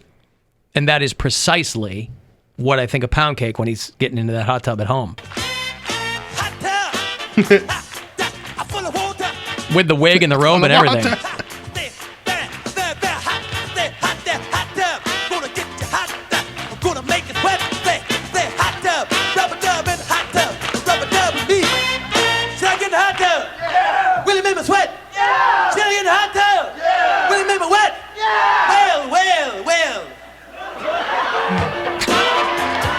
Is that you when you're getting into your hot tub? I mean, will it be from now on? Probably, now that I saw this clip. Okay. I thought about doing like the podcast from the hot tub, but I didn't want to get the mic wet, so I'm like, nah. Or electrocuted. The bubbles are not the best thing for audio either. You wanted the ambiance of the Poundcake's hot tub. I was just like, yeah, come, guests, have a seat. And then I just, have a shrimp platter. Just, there you go. And then we talk about whatever. Actual shrimp, not our shorthand for cursing. No, our shorthand for cursing. But would you like some of my shrimp platter? Like, oh, God. It's about to go down on this podcast. What's that floating in the water? Oof. I dropped a giant prawn in the hot tub. Keep thinking about songs that other songs or just other companies that Beastie Boys could license their music for. Yeah. All I could come up with is Pepperidge Farms for Sabotage. Why? Come on, y'all. It's Pepperidge Farms. I don't know. Oh, really? I think that would be great. Right. Pepperidge Farm. Pepperidge Farm knows. Beastie Boys. Yeah, so that BC music and that Biden ad. I mean, USA Today endorsed Biden. You don't get more apolitical than USA Today. It's about as controversial as a bottle of tartar sauce. But if it's all fake news, if everything is fake news, it's then not, it doesn't... though. Everything is not fake news. But there's a lot of real, actual news out there. I don't know how you appeal to people that you don't have to. I'm not talking about the voters. I'm not talking about changing people's minds. I'm just fascinated that there are multiple, very old, long-time publications that are apolitical that have still come out and said Joe Biden, Scientific American, for obvious reasons. It's going to hurt that much worse if he loses. Whatever. I'm just saying it's interesting to me that, I don't know what we're going to do. The cast of The Avengers did a Biden fundraiser. Well, they're doing one tonight. Cast of The Avengers doing a fundraiser for Biden tonight. And people are dragging Chris Pratt because he's not part of it because he's a Trump guy. Now, that's his thing. I mean, whatever. Chris Pratt's a Trump guy? I thought he was like, just because you're religious doesn't mean you're a Trump guy. He is. I mean, he's way into Jesus and Trump. For a lot of people, it's one and the same. Wow, that's kind of He married Arnold's niece, or daughter or something. Yeah, but Arnold's not a Trump guy. No, I know he's not, but I mean, so people Republican. People are giving Chris Pratt a hard time. I'm like, whatever. This is not new news that Chris Pratt is not, some flaming liberal or whatever, but he's not going to be part of the thing tonight. They're hosting a virtual fundraiser called Voters Assemble. And the Russo brothers, the pride of Cleveland, Ohio, are going to be part of this too. They're going to do Q&A, they're going to do trivia. So it starts at 6:45 tonight. If you are a huge Avengers fan, And I guess you like Joe Biden. It's going to be Don Cheadle, Chris Evans, ScarJo, Paul Rudd, Mark Ruffalo, and Zoe Saldana. And then Kamala Harris and the Russo brothers are going to be part of it as well. So we'll slide out of here at 6:30. 6:45, you get into the Avengers thing. 6:50, you got Corey Roddick doing the Buzzard block. It's a new thing he's doing. Yesterday. It's great. Great. I like it. It's 80 minutes commercial free. 6:50 to 8:10. Roddick and roll. So that'll be tonight. So you got it all lined up for the rest of the night. You're welcome. I'll be watching my Tampa Bay Rays. Yeah. World My Series C Game team. 1. Yeah. Okay, I got a break. If you want to get a text into me, 35192. Next chance for you to grab $1,000. We'll give you a chance to go fund yourself on the way at 4:30. The Alan Cox Show on 100.7 WMMS.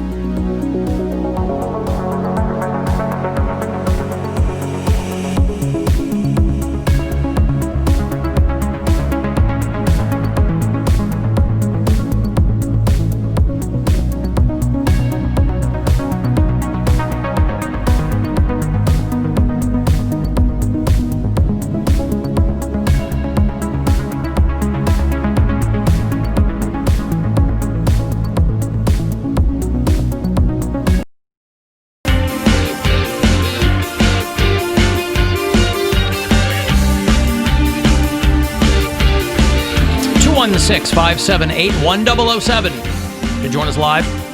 800-348-1007. 35192. If you want to send me a text, you can. I will have more passes for you for Blood Prison, about a half an hour. Still doing that out at the Mansfield Reformatory through November the 1st. And then 5:20 this afternoon, all this week. Passes for you to check out the global live stream that Pussifer is going to be doing. Maynard Keenan and company out in the desert in Arizona in anticipation of their 4th album. It's called Existential Reckoning. And so they're doing a live thing. And they're really pulling out all the stops. So if you're a fan, I'll have some passes for you for that.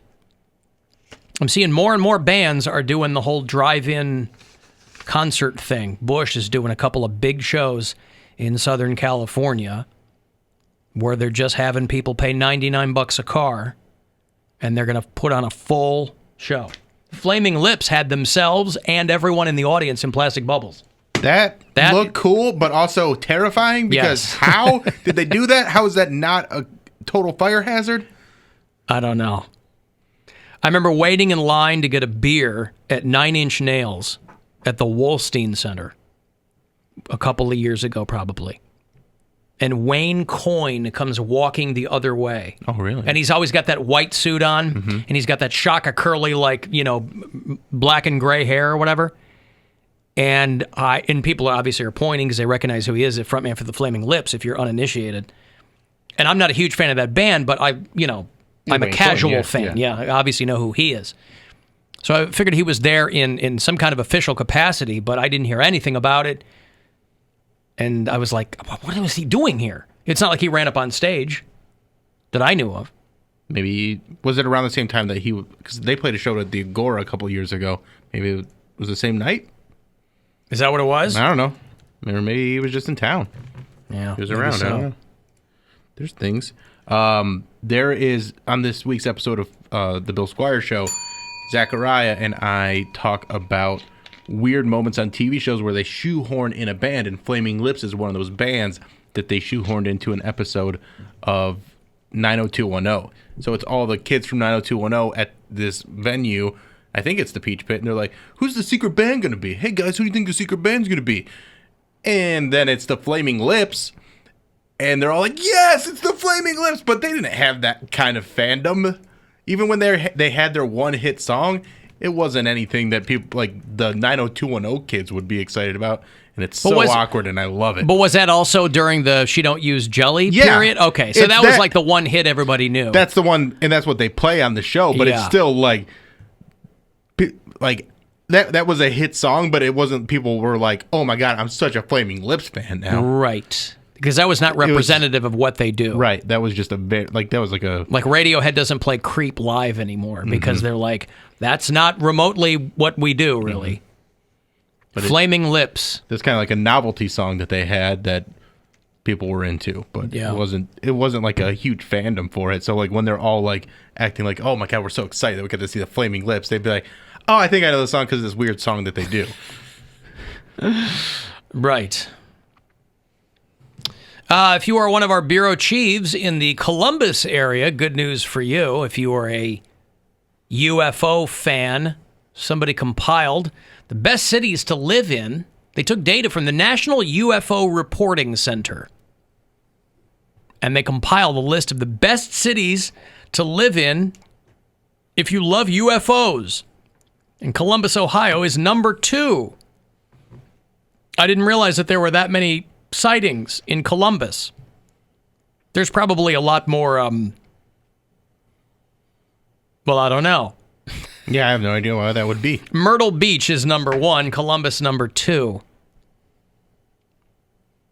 I've only been to Columbus a couple of times. Binge drinking probably is tied into it, right? Yeah, but there's binge drinking going on everywhere, right? Yeah, but you have a place like Ohio State where there's binge drinking happening.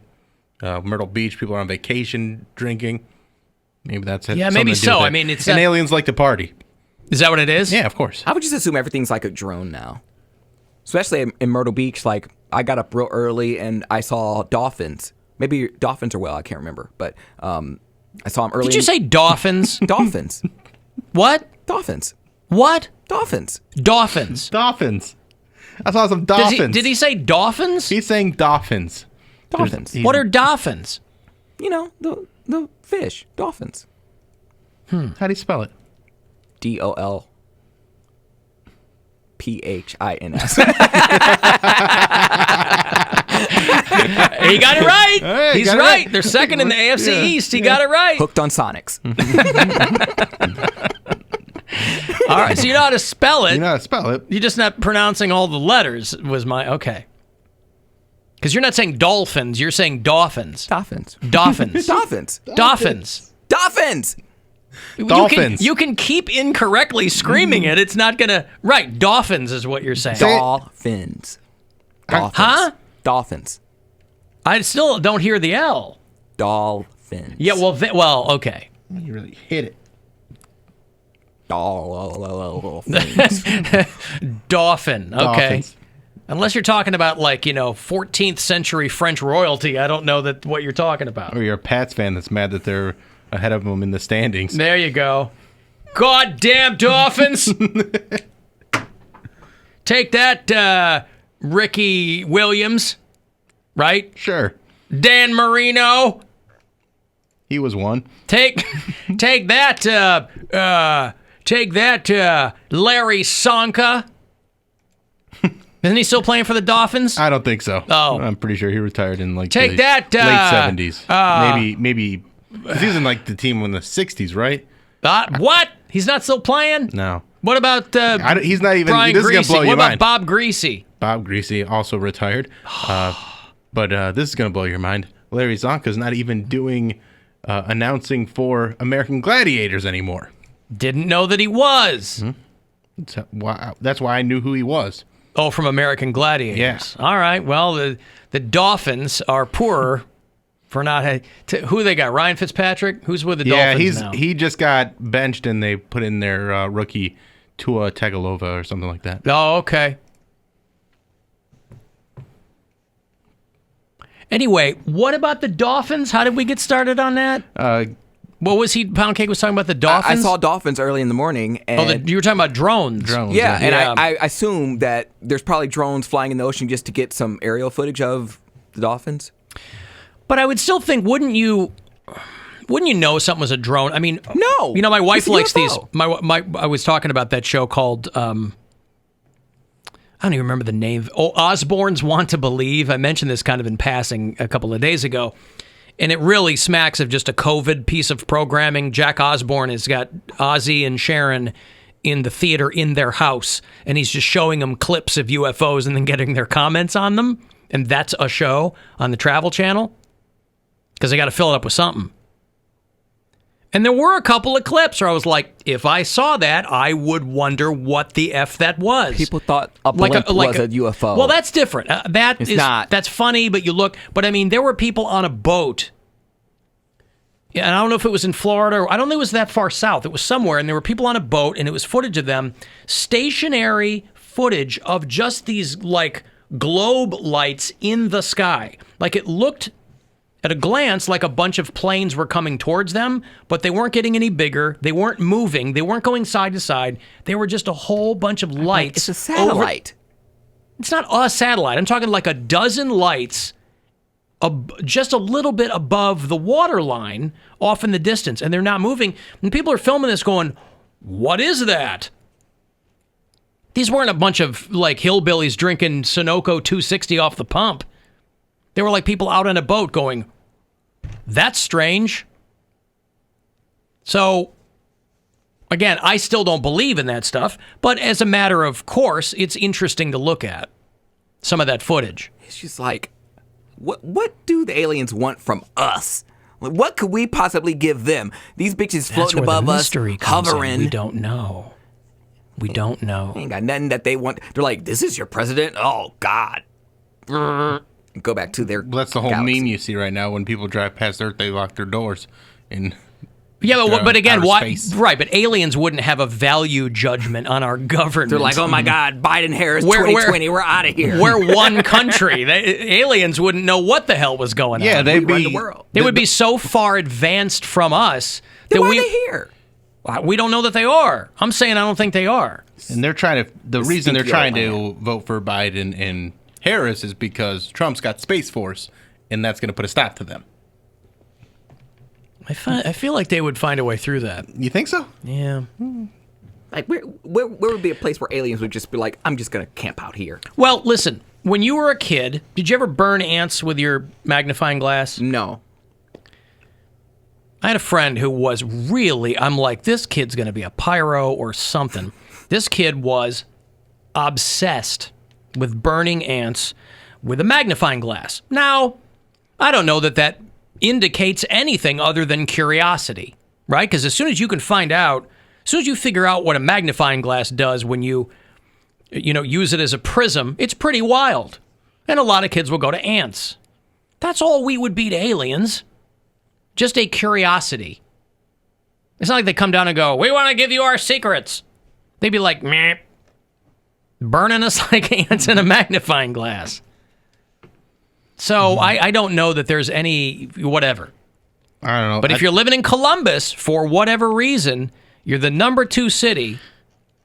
I believe in UFOs. For alien spotters. Because there is that out there. I mean, there's that footage that the Air Force released or whatever it was that Tom DeLonge worked to get that footage released from Blink-182. He gave up Blink-182 to focus on his UFO studies. Yes, and but again, he got it released, and it's you can't explain it. You don't know what it is, and it's wild. Right, but that's my point. Yeah. It just means unidentified flying objects. Mm-hmm. There are a lot of those. We've conflated it with alien technology and things from other worlds. I don't believe in that. There's obviously all kinds of... All it has to be is unidentified, because IFOs are a lot less interesting. Mm-hmm. Identified flying objects are not that fun.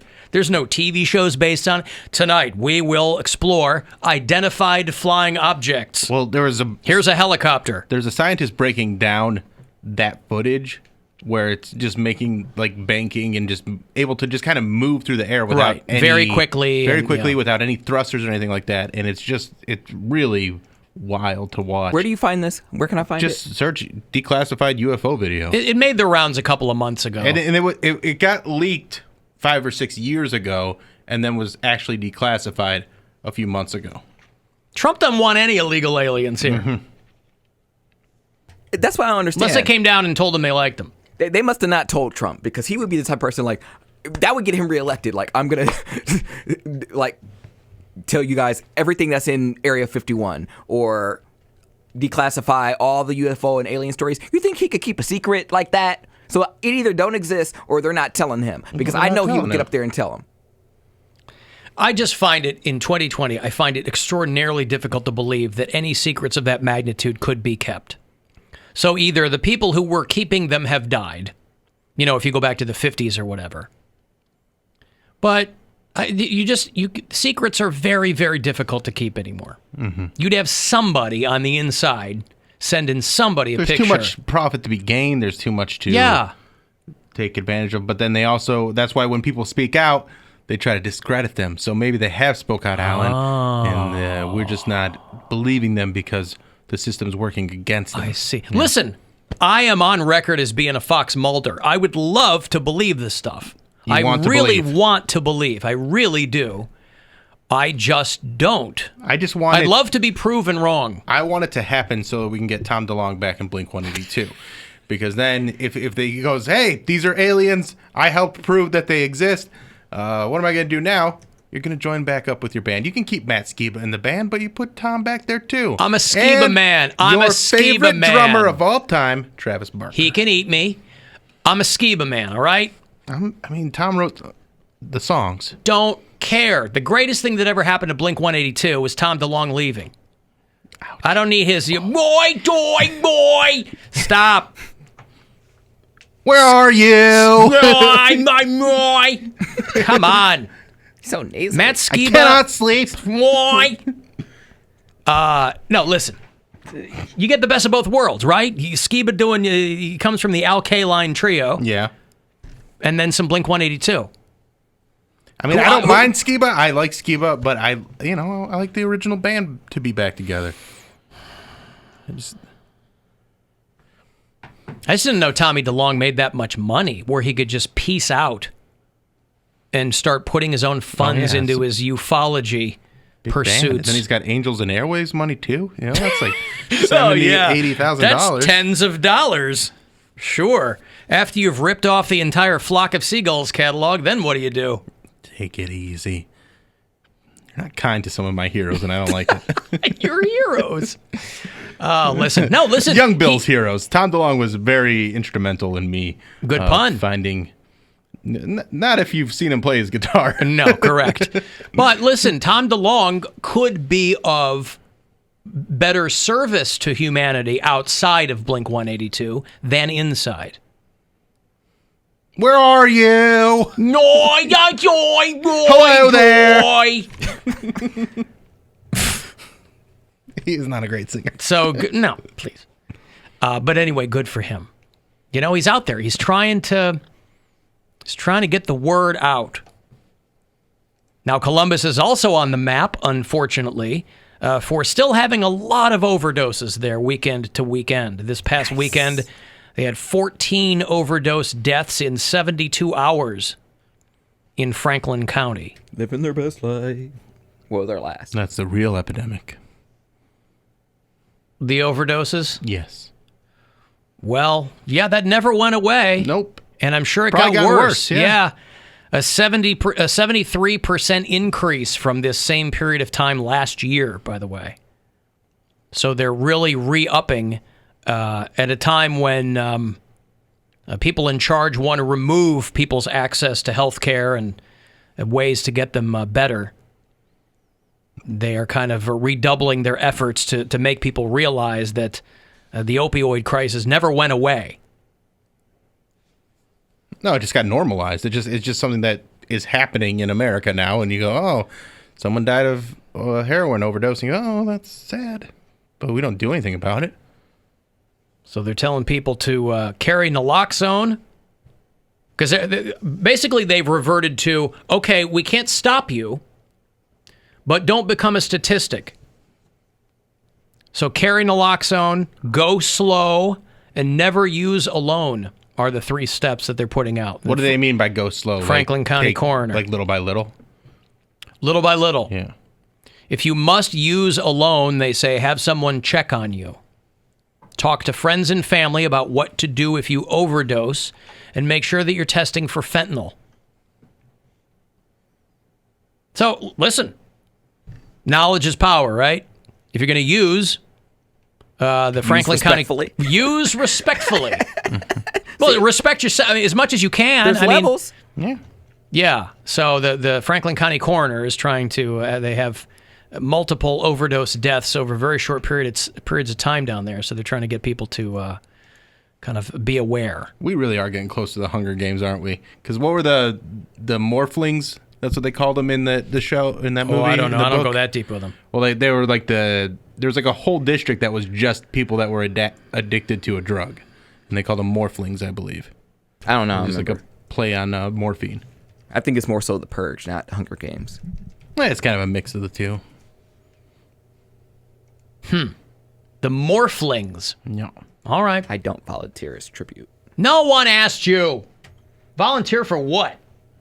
For the Hunger Games.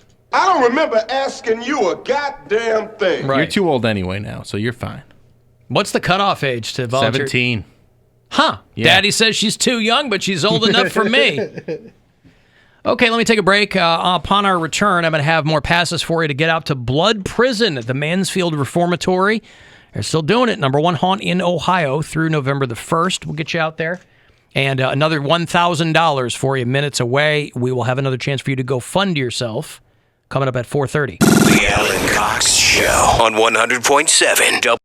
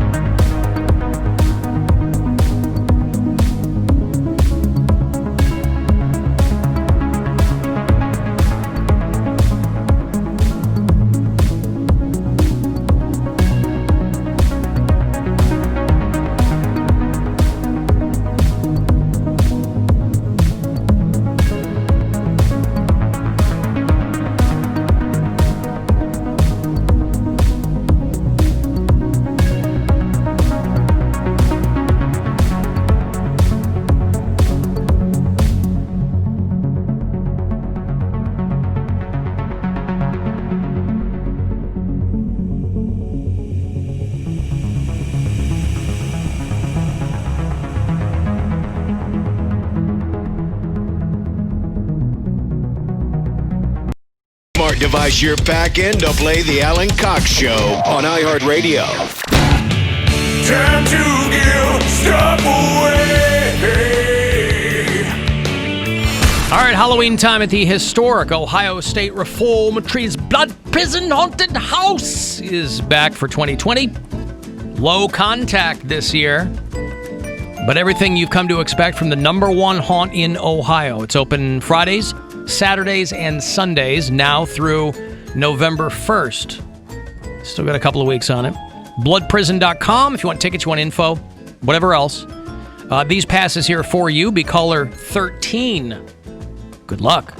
216-578-1007 or 800-348-1007. Are you trying to make us all uncomfortable? Alan Cox. It's gross, it's weird, it's not right, it's not cool. And there's plenty more where that came from.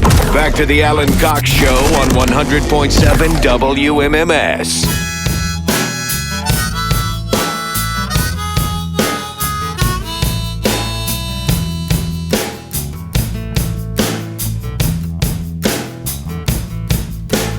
Let me run with you tonight. I'll take you on a moonlight ride.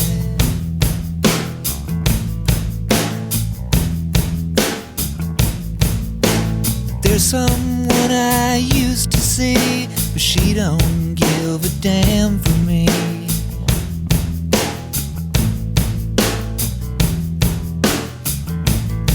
But let me get to the point.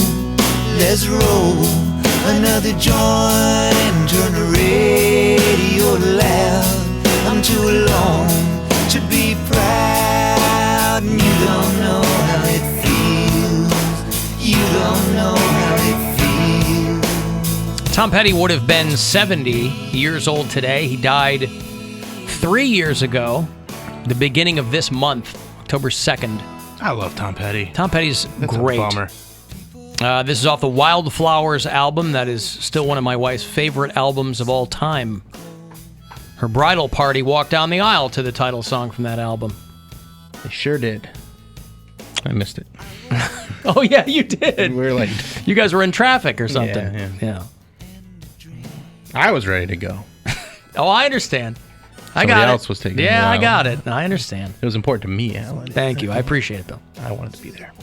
And so they have been preparing, his family has been preparing this huge Wildflowers box set. 25 years of Wildflowers. Hard to believe, boy. Time really does fly. I remember when Wildflowers was the new Tom Petty album. Yeah. I was playing it on the radio. I'm playing this song, and people were getting all nervous. You know, these rock and roll stations that were nervous about him singing Let's Roll Another Joint. So the record label hit or created a version called Let's Hit Another Joint. I don't know how that's better. Like go to another place? Like we're supposed to be a goddamn rock station and you're whatever.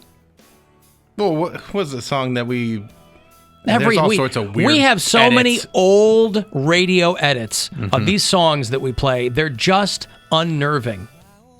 Like, let's just play this. I mean, if it's a curse, I get it, you know? FCC restrictions or whatever. But some of these songs are so heavily, heavily edited that it's like, why even play? Anyway, I remember when Wildflowers was brand new. My favorite for aficionados of that album, my favorite song on that album is called It's Good to Be King. Because the last 2 minutes is this amazing Steve Ferrone drum outro in that song. And there's some cello in it. It's an amazing song. Good to Be King off of Wildflowers. So anyway, a few months ago, I see that they're going to be dropping this box set. And I go, I'm going to get one of these for my wife. But then I look into it, and it comes in like so many different forms that I was paralyzed by indecision. Because if you want to go for the full bug, it's like 8 albums, 4 CDs, a book, it's like $500. Yeah, it's a lot. Well, they just which I would be happy, but I'm like, Gwen will kill me if as much as she likes the album, she will murder me if I spend $500 that kind of money on it. Right. on the Wildflower. It's not something important. So, but there's different versions of it. Like you can get like the 2 album version, so I just didn't know what to get. But they're doing unreleased songs and home studio recordings and alternate versions and live songs. I only saw Tom Petty live once. But I think it's safe to say that Wildflowers is considered to be like among his best loved albums. Because he did a handful without the Heartbreakers. There were Tom Petty albums. And I think Wildflowers is one of them. I don't think that's a Heartbreakers album. I think you're right. I think it's just Tom Petty. My introduction to Tom Petty was Last Dance with Mary Jane, or Mary Jane's Last Dance. And Kim Basinger in the video. Yeah, Kim Basinger in the video, and that's what kind of pulled me in. And I didn't really even know what the song was about because I was a little kid when it came out. But I just thought it was it had like Mad Hatter vibes to it. Yep. And so it was just like a cool video. And then my parents were like, "Oh, you listen to that's about drugs." I'm like, I didn't know it was about drugs until they told me. So maybe just let me have my innocence. I was gonna say, I don't know that I even put two and two together on that. Is it? I mean, just because it's got Mary Jane in it doesn't necessarily mean that it's. Well, that was their explanation because they know Mary Jane as a nickname for marijuana. I see. And so right. Yeah. Good to be king. This is my favorite song on Wildflowers. For those of you who were playing your What's Alan's favorite song on Wildflowers bingo card at home, you're going to want to mark this one down. Yep. Mark this one down. It is track 5 of 15. So it arrives pretty early on the album. But he did have a handful of dynamite songs on this. But still, 25 years ago, Wildflowers drops. So you're in the middle of grunge mania. The whole rock world is grunge in 94. And but I think doing just this cool classic rock. Well, yeah, you're still Tom Petty, easy going stuff. I like it. Your fans aren't jumping ship from you to go to Soundgarden. No, you're adding fans because this stuff would stand out when it would get played on MTV or more on VH1. Yeah, for being honest, Video Hits 1. Yeah, it was. It stood out because it was so different than all the grunge stuff, but it was still good. Yeah. Especially, I mean, you don't know what it's like to be me. Like that was a cool music video too. He had good music videos. People forget that Tom Petty and the Heartbreakers were a Florida band. He's from Gainesville. And we were talking before the break about how Columbus is having a lot of overdoses in a short period of time. And, they determined that Tom Petty had a heroin problem that he was keeping under wraps. And that's what eventually did him in. But, man. When he first came out, people called him a Bob Dylan ripoff because he kind of had a similar singing style to him. But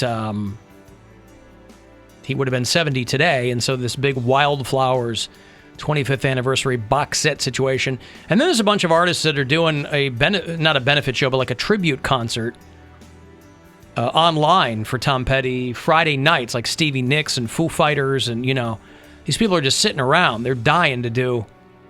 We could probably get some of these people to do like an Alan Cox Show concert. Maybe this would be the year to do Cockstock. I'll hit up Dave Koz and see if he's, get my smooth jazz thing all put together. I'll hit up Kenny G, see if he's interested. I think he's trying to go by Kenneth G now. Oh, Kenneth G. He wants to be taken a little more seriously. Taken seriously. Well, when you go by Kenny for that long, I often think about celebrities who go by kind of a more juvenile version of their name. You think Johnny Carson. Right. If he went by John Carson, it might, because he was a comedian, it might not have worked so well. You want a name like Johnny Carson. Hey! Showbiz, when people would change their name, they wanted like a quick, punchy name. Like Mickey Lee getting off stage. Hey! Comics that were doing. That's why my mind was blown. I knew that Rodney Dangerfield's real name was not Rodney Dangerfield. If you're a fan of his, if you're old enough to remember Rodney Dangerfield, you can go on YouTube and watch appearances on Carson where he would just murder everyone there. But he's been dead for a long time now. But I knew that was not his real name. But I didn't. What was it, Jack? Yeah, Jack Roy. Roy, yeah. Which is in and of itself a good great name, showbiz name. I'm like, why did you? I mean, Rodney Dangerfield is kind of a funny-ish name, but I'm like, Dangerfield's just closed. Oh, did it really? Yeah, for good. But if your name's Jack Roy, like I get changing your name if your name's like, back then people didn't want like super ethnic names, for lack of a better term. So they were like, if your name's like Victor Abramowitz, you go by Mickey Lee. But if your name's Jack Roy, that's a good punchy name. It's a great punchy name. Like, why did he pick up Rodney Dangerfield? He needed the switch. It worked. Oh yeah, you don't forget it. Yeah, you don't forget it. His autobiography is fantastic. I haven't read it. It's great. Highly recommend. Big fan of Rodney Dangerfield. Just a funny dude, just a great joke writer, and just, the party guy. And a patient guy, because, it didn't happen for him until he was in his 40s. He was like a carpet salesman or something, or...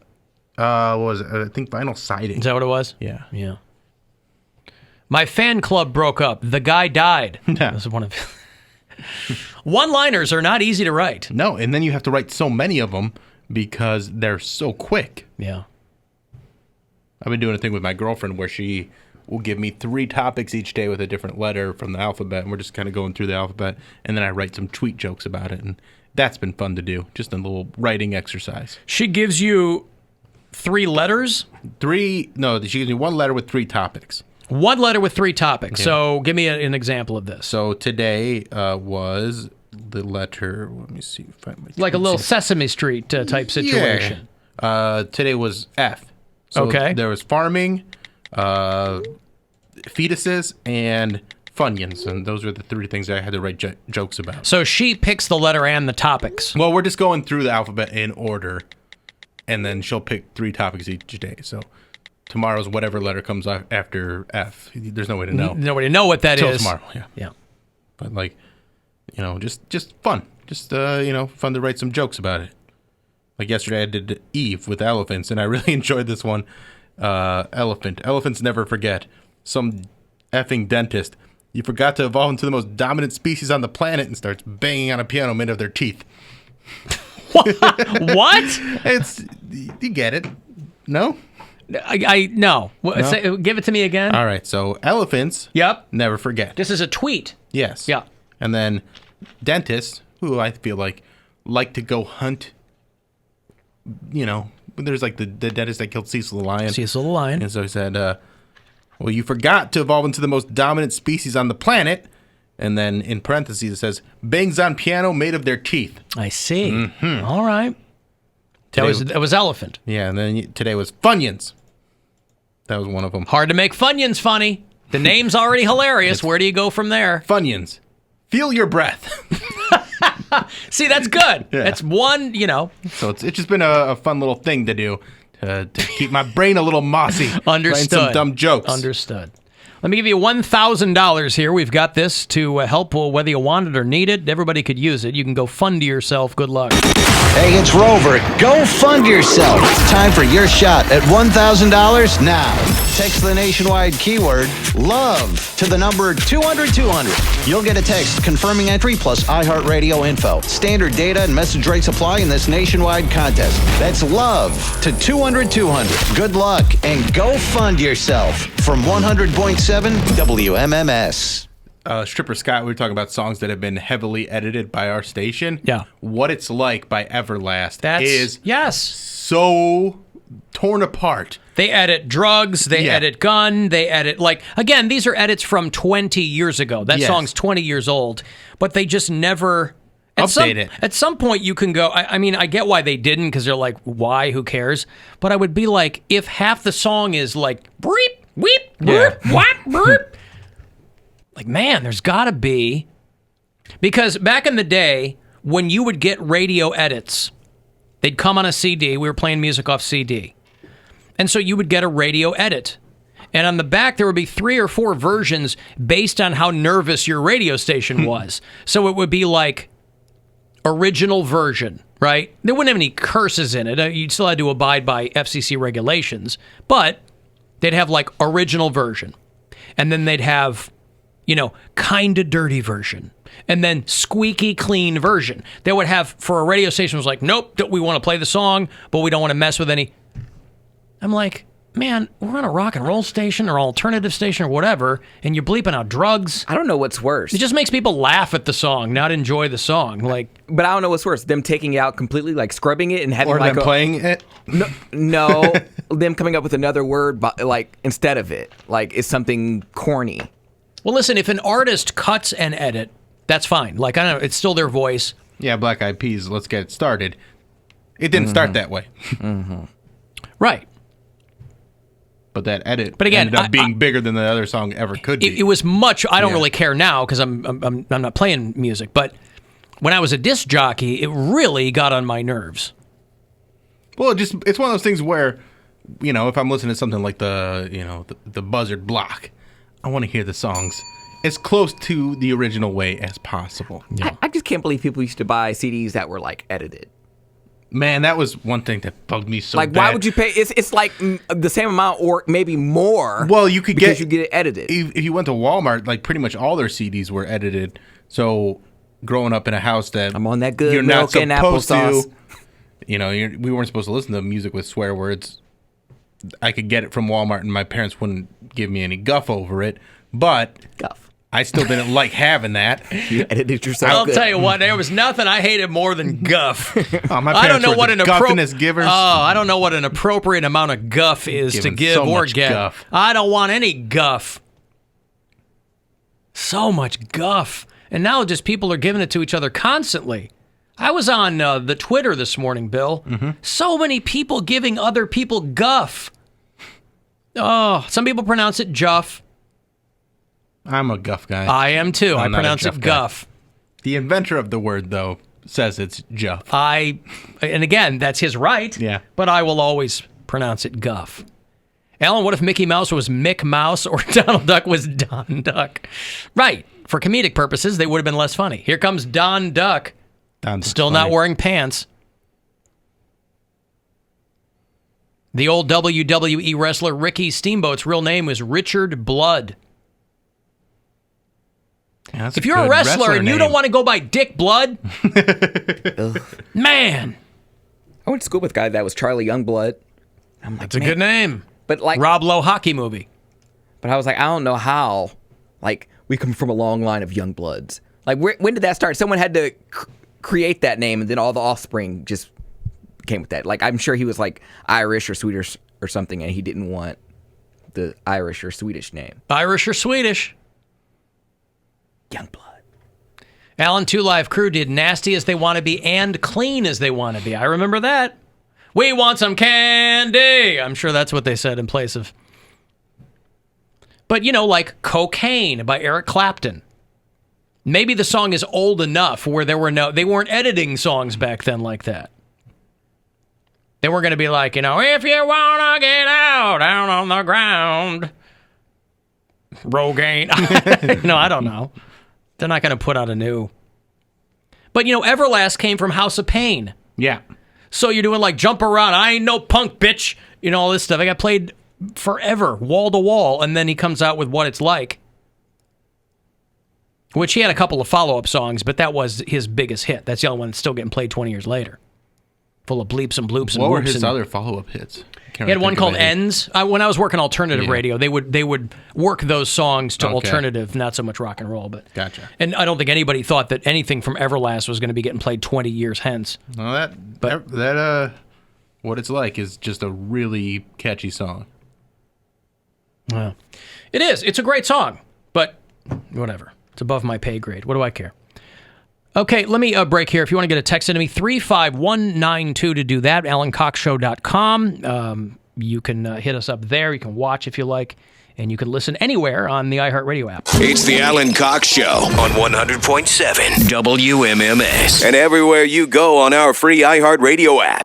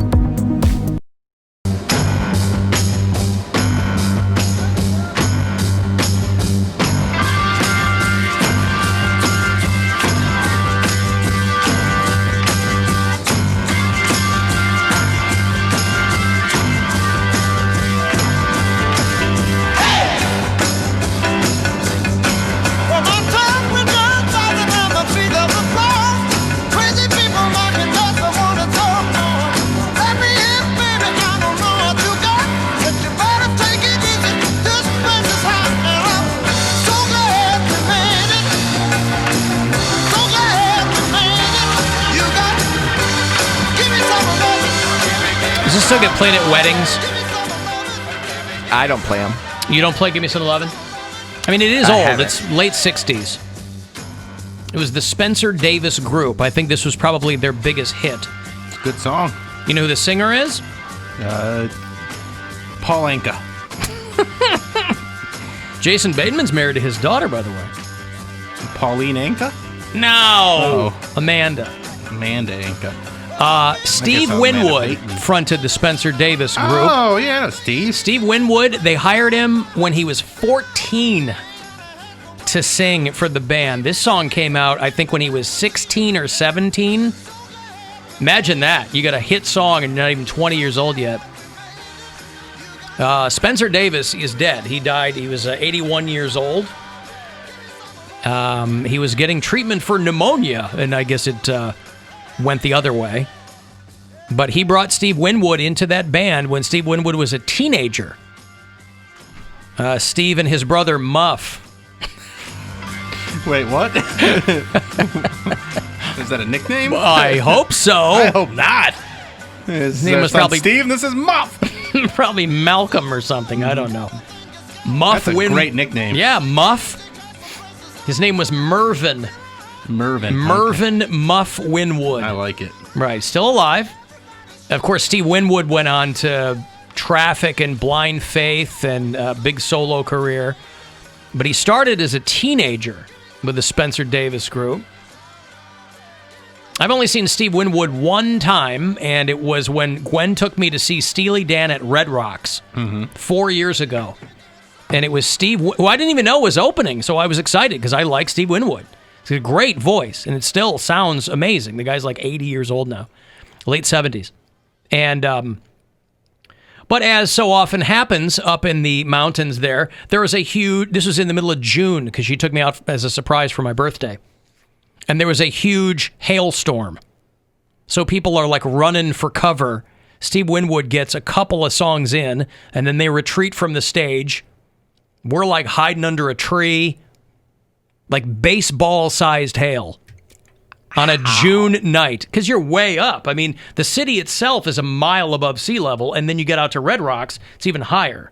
So the weather changes, you know. Damn. But then 20 minutes later, the skies part, but then it was rainy or whatever. So Steve Winwood only got out 3 or 4 songs that time would allow, and then Steely Dan came out.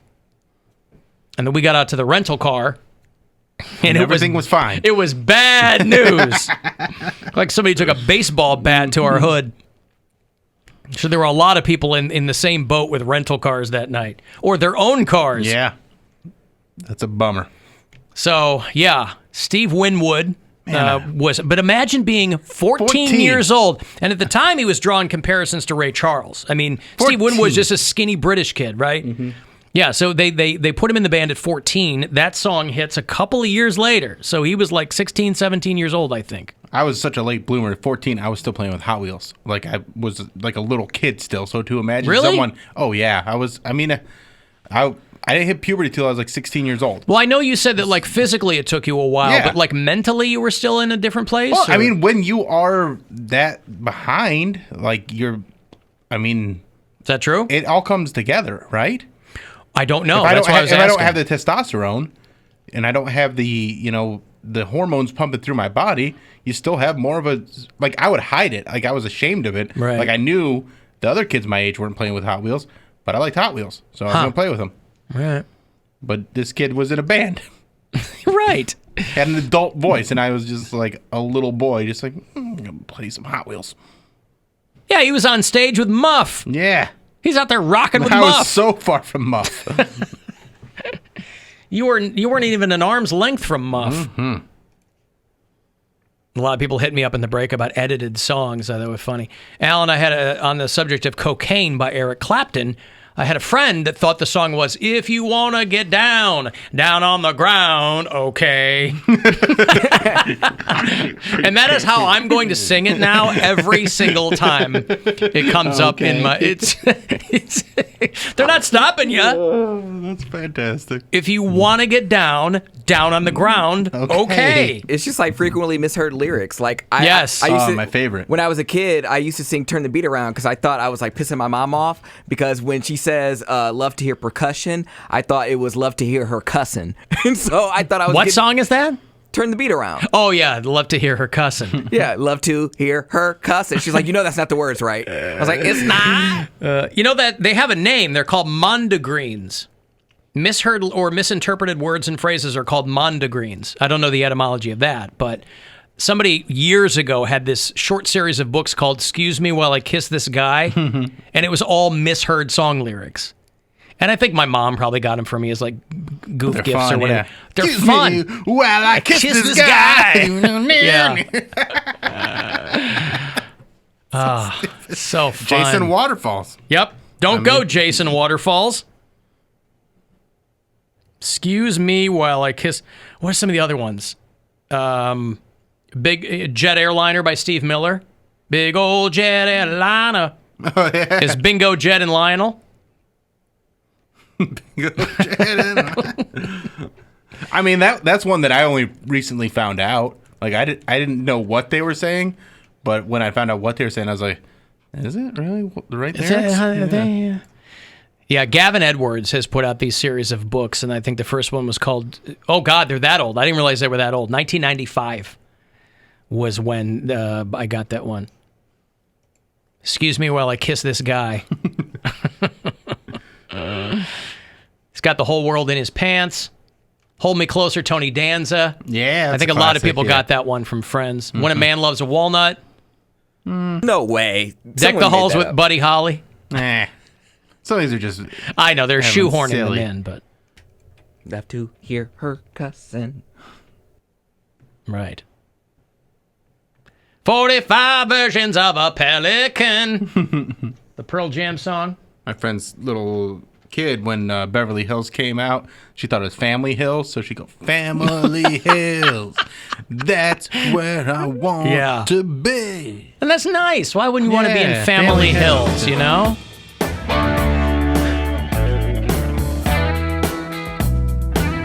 This did come up in one of my I was washing my car a couple of weeks ago, and this came up in a random thing, and listen to the whole thing. I'm like, I hadn't heard this in a long time. Great song. Wanna get down, take her out, okay. Dirty deeds done with sheep. If you wanna get down on the ground, okay. Yeah. I am very agreeable to you getting down on the ground. I guess you can get on the ground. I'm not going to stop you. I'm not going to stop. I'm not here to judge. I'm here to be curious, not judgmental. Wrapped up like a douche. Yeah, Manfred Mann. Yeah, that one's very... There's a bathroom on the right. Because even the lyrics... Moon Rising. What are the lyrics are in that song don't even make sense anyway. Right. Like, what is it, like wrapped up like a deuce? Deuce, yeah. A car, yeah. Yeah. Big old Jed had a light on. Ain't Talking About Love by Van Halen. Eat turkey for lunch. Eat turkey for lunch. Yeah, because then the next line is, my love is rotten to the core. So it doesn't make sense. Eat turkey for lunch, comma, my love is rotten to the core. Maybe your turkey's rotten to the core. Oh, maybe. It's all slimy and gray. Mm-hmm. Hey, Chris. Hey, Alan. Hey, you're forgetting the most famous one. You guys play this thing constantly on MMS. Metallica, Sappatrue, but it's Sappatrol. Oh, yeah, Sappatrol. The first person I ever heard say that was Dieter. I had never heard... Dude, that's what I thought it was Sad for a long Patrol. time. Really? Yeah. Oh, yeah. Sad Patrol! Sad Patrol. Oh, I love it. Thank you, Chris. Oh, Sad Patrol. You got Blink-182. It takes Where's too my long Asian to get friend? in the- What? Where's my Asian friend? Where's my Asian friend? Man. Tony Danza, Rock the Cash Box, The Clash, I remember that. Shock the Monkey. That was Jacques. Jacques the Monkey. And then there was songs like Louie Louie where you didn't even know what was going on, so you just kind of go with whatever sounds you're making. Right. Ted Alexandro has a great bit about, what song is it? It's I gotta look it up real quick. Hey, John. Hey, what's up, buddy? What's up? I was taking my son to an Indians game, and we were driving my wife's Jeep, and we were jamming on AC/DC, Dirty Deeds, Done Dirt Cheap. Yeah. And I was watching my son, and he was lip syncing to it. And I looked at him and I said, "What did you say?" And he said, "Thunder Jeep." Thunder Jeep. Yeah. Thunder Jeep. That brought back a good memory listening to you guys. Yeah, good. All right. Well, there you go. A little nostalgia. All right. Thank you, John. But it's actually words. But yeah, parallel. Yeah. It's like, but you know what? Those words mean the same thing.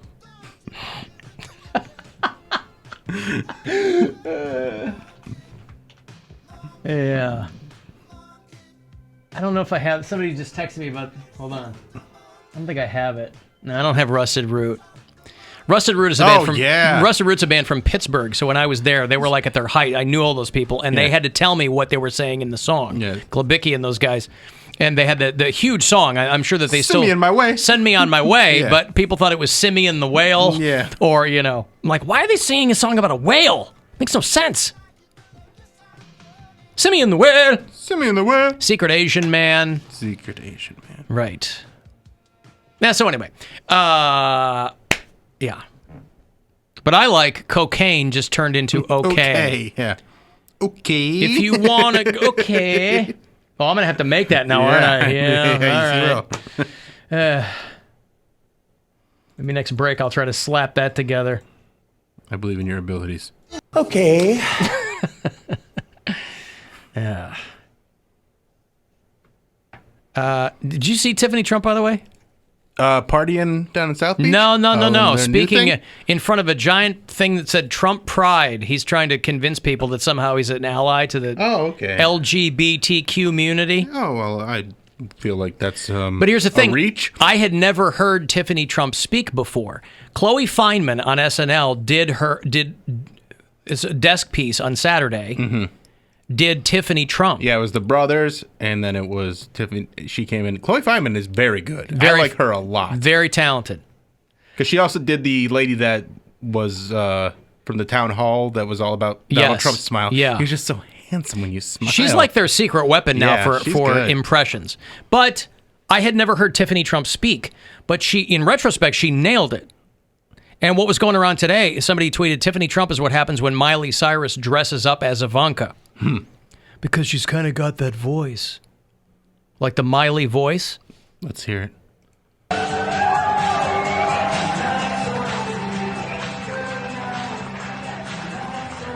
Right, she's speaking for what's supposed to be Trump Pride. Yeah, you got a cease and desist coming.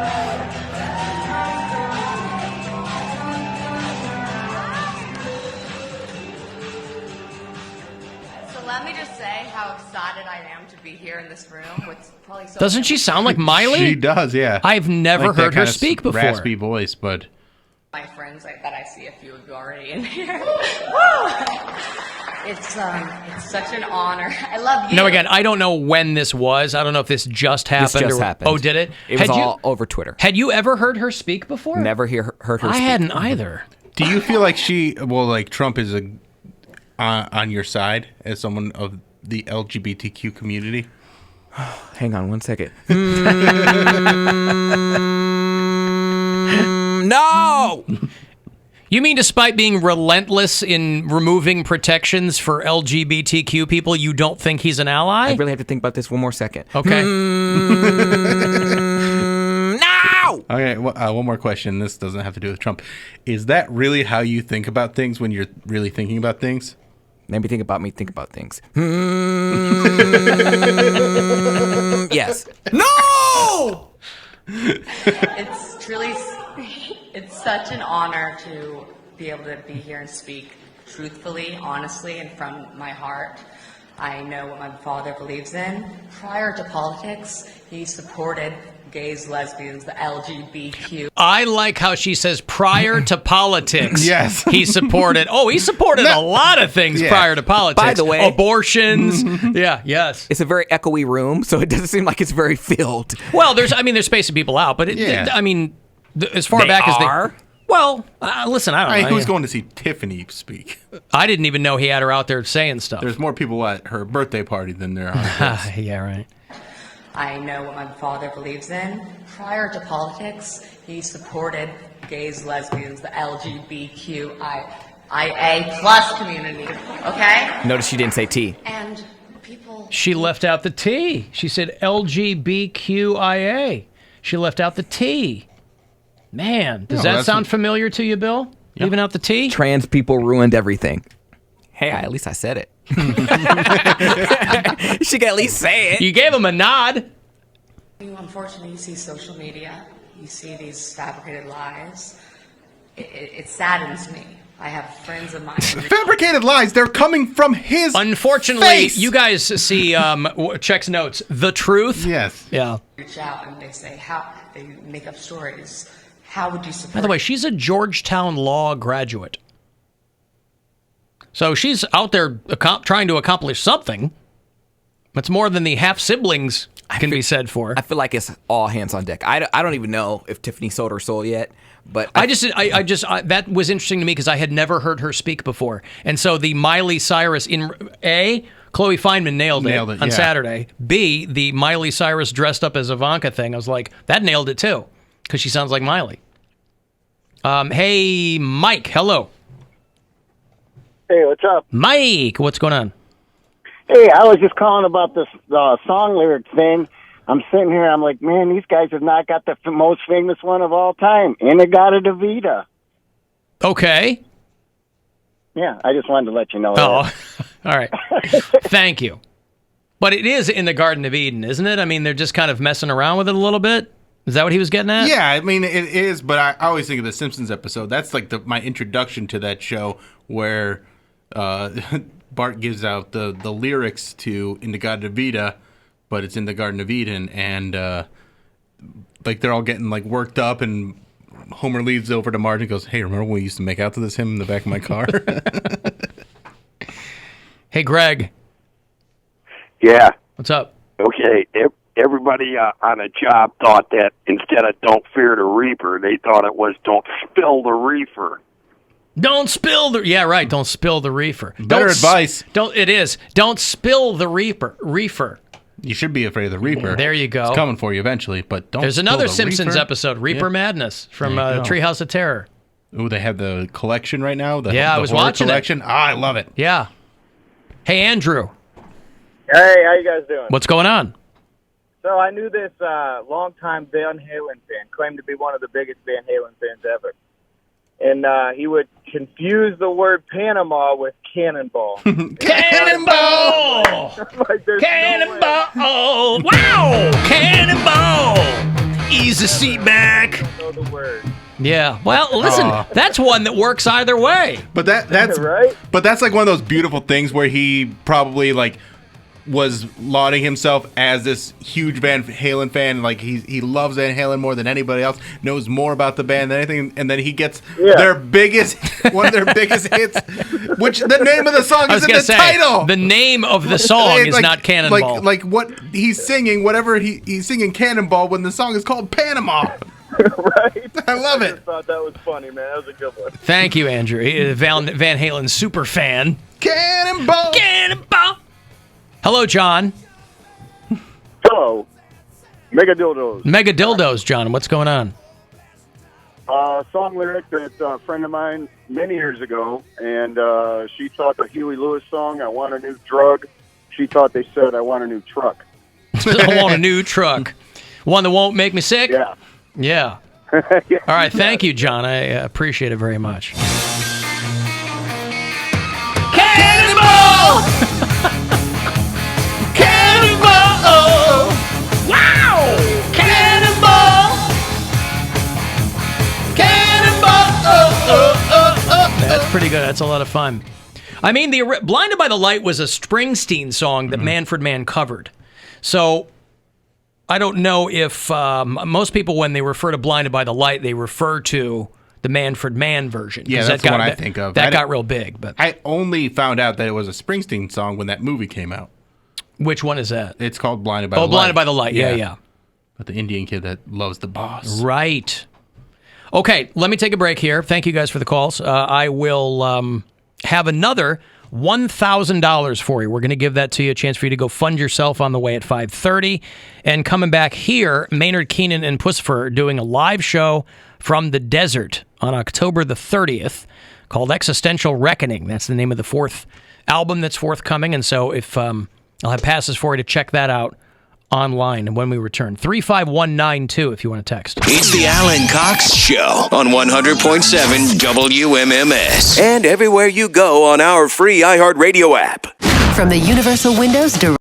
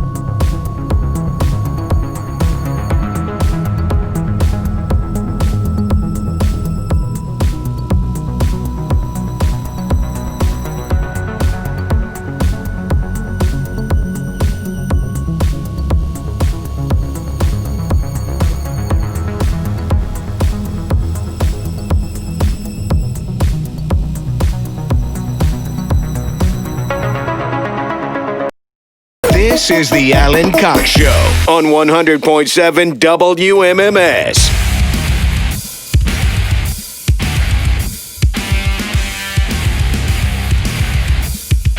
35192. If you want to text me, please do. People still sending me their Monda greens. Some really funny ones in there too. A lot of them I'm familiar with, but a lot of them I don't know that I had heard. And then one person points out that they're calling Tiffany Trump Miley Virus. Ha! So, but again, I had never heard her speak, so it's pretty wild. Lucille from Kenny Rogers. I remember that song when I was a kid. Remember Lucille? You picked a fine time to leave me, Lucille. Oh, yeah, I know that song. And he says 4 hungry children and a crop in the field. And I thought he said 400 children and a crop in the field. I'm like, this guy's been busy. Poor Lucille. She must be blown out. I can only assume that a certain proportion of those kids have been adopted or are being fostered. Megadeth, Pete sells, but who's Brian? You got to be into early Megadeth to enjoy that, and That's I am. Funny. So, yeah. So, anywho, I saw that iHeartRadio has renewed with the Cleveland Cavaliers. We're, of course, the FM flagship for the Cleveland Cavaliers. No one knows when that season will start. But they're going to be back here on the FM side on MMS and over on WTAM 1100. And also, if you listen in Canton, the Canton Charge, because we have stations in Canton, the Canton Charge are going to be on 99.7 New Country. Well, the Charge is what? Like a G League? The G League team, yeah. Yeah, So okay. it's the minor league team, basically, for the Cavs. Okay. So Cavs are going to stay put here on MMS and 1100. Monsters are moving from the FM to the AM. We used to have Monsters games on Alt 99. On Alt 99.1. They're moving over to... we have radio stations I don't even know we have. Apparently we have an AM station called The Gambler. Yeah, you didn't know about The Gambler? I don't think I knew about The Gambler. Is that what Munch is on? I think so. I know Munch is doing a show for somebody. That guy's good.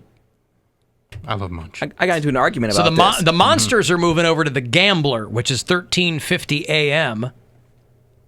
You got into what? I got into an argument about how many stations we had here, because I thought it was like FCC regulations that you can only have like eight stations in a market. No, I think it's so many on the FM side and so many on the AM side. Okay. I think we have 8 stations now. No, we have 9 now. 9. That's why I was confused. We're allowed to have 8.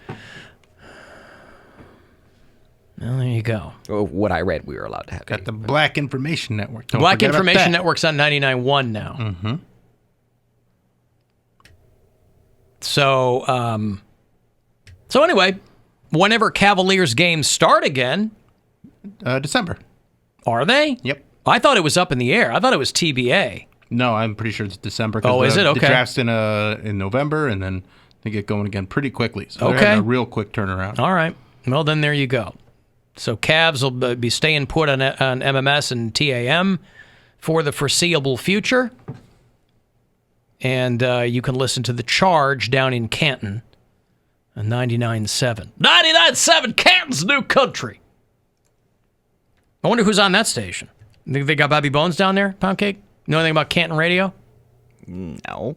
Stansbury's on in Canton, yeah? Is he still on down? Yeah, I think he kicks ass down there, I think.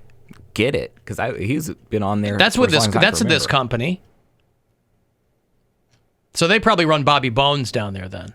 What is KDD still a thing? WKDD? Yeah. Okay. That's not out of Canton, is it? That's Akron.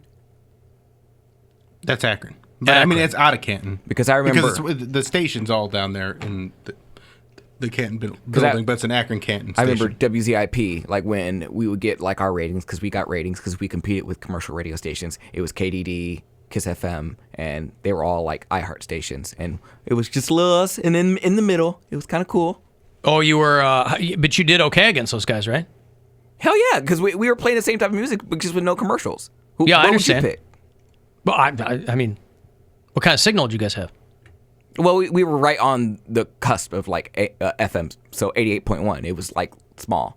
I see. So we went. You can get it. You can get 88.1 WZIP, like maybe Brecksville. I think that I got it downtown one time, and it was on like a very clear day. Mm-hmm. I don't know how far it stretches now, but you can hear it down to New Philly. This is when you were DJ Cobra. Mm-hmm. Now, were you DJ Cobra your whole tenure there, or halfway through were you like, I'm going to start being Cody? I changed. When I started out, I was DJ Cody B, and then this bitch that I work with, I'm sorry, it made me angry because... This bitch I worked with, is she still in the radio business? Not here. Where? Well, I think she went to she's in Atlanta, but she's not in the radio business anymore. Oh, she just moved. I think she works in sales, but she was going by Chelsea B. And I was like, your last name doesn't even start with a B. Why would you put Chelsea B? She's a bitch. So it made me angry because I'm like, Chelsea the bitch. So I was like, okay, now I got to change it. And then my dad, for some reason, the idea that he came up with, he was like, change it to Cobra. And I'm like, why Cobra? He was like, it's your first name and then just like abbreviation of your last name, but just with an A. Cobra. And you could call it that would be Cobro. I know, but he said it would sound better if it was just Cobra. And I was like, you know what? Your little pea brain gave me a great idea. Maybe that's why he's not talking to you because you abandoned Cobra. Well, not only that, but he gives you an idea that's useful and you use and you go, oh, your little pea brain helped me out. What a douche this guy is. He's constantly whining about his daddy, but every time his dad makes an overture toward him, he's like, I said, thank you. I said, pea brain. I used it. There was no better honor. Dummy. Yeah, right. There was no better honor than me using the name that he gave me. So he gave me the name. Oh, thank you. And so I went by Cobra for like... This guy. Thanks, dummy. I went by Cobra like 2.5 years. And then my last semester, I think I was an intern here. I was like, let me try out something else. So I went by Cody Gallagher. Why? Why are we just now finding out about Cody Gallagher? You just made fun of Chelsea B that her name didn't start with a B, but you went Cody Gallagher. But she was Pull like, that out of your ass. She was like using like an initial for a name that she didn't have. I came up with a whole different last name. That's you realize different. you didn't come up with the name Gallagher, right? But I just took out my last name and put Gallagher. Bill, he's clearly Irish, so that's what it was. Hold that thought, because we've got to give away $1,000 here to someone. I hope it's you. Whether you want it or need it, absolutely you could use it. You can go fund yourself. Right now, good luck. Hey, it's Rover. Go fund yourself. It's time for your shot at $1,000 now. Text the nationwide keyword RICH to the number 200-200. You'll get a text confirming entry plus iHeartRadio info. Standard data and message rates apply in this nationwide contest. That's RICH to 200-200. Good luck and go fund yourself from 100.7 WMMS. So, when were you Cody Gallagher? Right after my internship ended. The last semester. When you were an intern on this show, were you still on there? I was, but I was still going. But no. Okay. Oh, there was no overlap. There's time it was just confusing. No, because I didn't you have were the time. here. I was here. You were here, but then you weren't here for a little while, and then you came back. Well, because I interned, and then while the whole intermission before I got hired on the show, it was like that summer, and I was still working at the radio station that summer. So for those 3 months before I got hired on this show, I was Cody Gallagher. I was like, I'm gonna try something out, see if it works, like see if the name sticks. But there were people who enjoyed you on the radio station, so they probably knew your voice. Were you on a different day part? I think so. So you go, I'm doing a different day part. I'm gonna change my name up. Nobody's gonna notice. By that time, I had clout there. Like I was DJ director. That's what I'm saying. So why change your name? Because they enjoyed my personality. It didn't have to really have anything to do with the name. I was Poundcake on here, and I was Cobra back on WZIP. So you were confusing everybody. Cody Gallagher. That's why Cody Gallagher. I had to try it. Like I wanted to see. How did you land on Gallagher? You're a fan of Shameless? It came to me in a dream. In a dream, it came to you. I woke up. I was like, hey, what do you think about Cody Gallagher? And I was just like, I'll try it out. I'll see what happens. So yeah, I was Cody Gallagher for. So you had a dream. Days. You had a dream that told you, "Hey, be Cody Gallagher."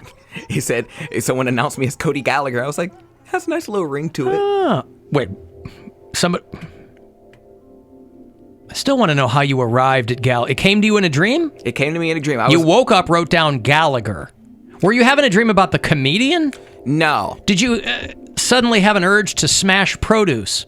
No, it was like some award show. Like I was at some banquet hall and someone called me up and they're like, and the personality Cody Gallagher, and it was me. And I was like, oh, Cody Gallagher. I was like, maybe this is a sign. Maybe that'll end up being your husband's last name. Oh, it was predicting the future much farther out than he initially gave it credit for. Nah, I'm hyphenating. Cody Brown Gallagher. Brown Gag. You want to dress me as Brown Gallagher? That's a long name tag. Yes, it is. Cody Allen Brown Gallagher. Oh, man. No, you can't hyphenate when you have a super long last name like that. You got to do something with that. Yeah. Yeah, my wife went from like 13 consonants in a row Yeah. with her Last Polish name. maiden name to 3 letters. I can't even pronounce it. Mika Wycheck was my wife's maiden name. Couldn't spell it if I tried. It's a whole string of consonants. Yeah. My mom's maiden name was Bain, B-A-I-N. She's like, leave it to me to go from a 4-letter last name to a 3-letter last name. I said, yeah, it's pretty rare. I was explaining that to my daughter the other day. I said, most people do not have really short names like we do. Last names. So Cody Gallagher for a couple of weeks over at Z88. Okay. I did have one person call in. They were like, hey, is this, and I was like, oh my gosh, she knows me, Cobra. She misses me. She was like, this is Poundcake. I'm like, yes, this is Poundcake. Why do you say it like that? because I didn't think I was going to get hired back. I was like, you're just reminding me that I'm not about to get hired on this show. Oh, I see. Because you said you wanted to hire me, but I was like, it may not happen. So I was like, I got to come up with something. I got to keep something fresh. Why didn't you go back as Poundcake? Because it wasn't allowed. What wasn't allowed? It was a euphemism, and I don't think they would allow me. But they didn't know where it came from. Yes, they did. Oh, they were listening to this show? No, but I would sing around. They knew enough. They knew that it had sexual connotations. Well, so what? But that doesn't mean everybody would know that. You just be like, because we had no commercials and it was FCC regulated. Like we had super strict rules. Like super right, strict. but every radio station is FCC regulated. But we couldn't even say like things like TGIF on that station. What? It was super strict. I'm telling you. Why do they gotta be? What's TGIF? Thank God it's Friday. Because of God? Yes. That's what I'm telling you. It was a student-run station, and they were. Could you say TJIF? No. Thank Jehovah, it's Friday. They would give us the business if we did something like that. Thank Krishna, it's Friday. Hey, everybody, what's going on? I'm Cody Gregorian Gallagher. calendars, it's Friday. That's why I was so shot out of a cannon when I got on the show. I was like, I could say bitch and not get in trouble. But University of Akron is not a religious affiliated school. What do they care? None of that has anything to. That's somebody trolling. Somebody on a power trip. None of that defies FCC regulations. It wasn't about FCC. FCC regulations played a part in it. That's the dirty words, but like the rest of it was. But just God is not a dirty word as far as broadcasting goes. No, just like it was just our policy. Right, but did anyone ask why the hell we can't say TJ? I mean, there was a whole packet. ABC was using it in the '80s for a family segment of programming. TGIF. Oh, it's the best. They didn't want to offend anybody. They didn't want to. On a public campus? Yeah, everyone listened to the radio station. It was jumping. But that's A, not everyone listened to the radio station. B, no one was going to get offended by TGIF. They didn't want us to say it. That's so weird, really. We had a huge packet just of stuff we couldn't even say, like. I feel like somebody personally didn't want to hear that, and they were in charge at the radio station, and they typed up some packet. They didn't want any religious affiliation. They didn't want any political stuff. They didn't want anything. We had PSAs, and they wanted to keep it as clean cut as humanly possible. So they didn't do like college radio stations have to air public affairs programming. A lot of commercial stations do too. Yeah. To maintain their FCC licenses. So public affairs programming is usually political in nature, not necessarily partisan, but political in nature. So they had to allow for those kinds of things. I think they did. Get certain. Hey, I'm here with Jim for the zoning board or whatever, you know. Probably like on weekends or something. I know we had like a... Right, they bury it at like 7 in the morning on a Sunday. Yeah. So they had the student stuff during the week, and then we had like polka Saturdays, and then Sunday, I used to do the Sunday scoop. Polka Saturdays? Yeah. Polka Saturdays. Jesus, you guys were all over the place. Top student-run station in the country. I don't know where you got that, but... The top student-run station in the country. I don't know where you got that. I think people were filling your head with stuff. I don't know. WSOU. I mean, Fordham University. I guarantee you is a. Well, why would Poundcake say it if it wasn't true? Yeah, why would I say it if it wasn't true? No, I'm sure he thinks it's true because that's what they told him. That's why I went there. I mean, if it's a non-com, why were you even being rated? They weren't paying for ratings. Homie, I don't know. You ran the DJ program. Yes, I wasn't paying the bills there. But you weren't invested with how the radio station was running? I mean, I did. I helped run it, but I don't know all the paperwork and stuff behind it. I'm not. But you know how radio stations operate. Yes. So if you're non-commercial, why did they care about ratings?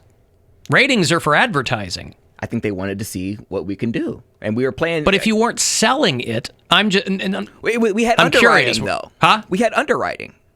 Yeah, but that's just people who want tax breaks. I mean, companies, it's like public television. They're just like, a grant from the MacArthur Foundation. I don't know.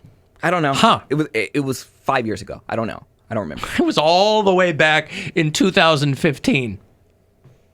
I graduated in 16, so it was actually 4 years ago. But I can't remember that far back. Everything was so much better when Poundcake was in college. Yeah. I was so famous on that campus. I was like, hey, Poundcake. I'm like, yes, see you in biology. Yeah, you were famous as Poundcake. Yeah. Right. Yeah, that's fine. But I'm just saying, why I couldn't go by Poundcake on the radio. It was a different dynamic. It was different. No, I understand. I can't get my head around why they gave a fat frog's ass about anything along those lines if you were a public university. Mm-hmm. If you were like Pepperdine or Loyola, or you had, if you had some religious affiliation, I would absolutely understand. I was just reading this thing this morning about Moody Bible Institute, which is a school in Chicago. And they probably have other campuses elsewhere, but I associate it with Chicago. MBI, right? WMBI is their radio station, the whole thing.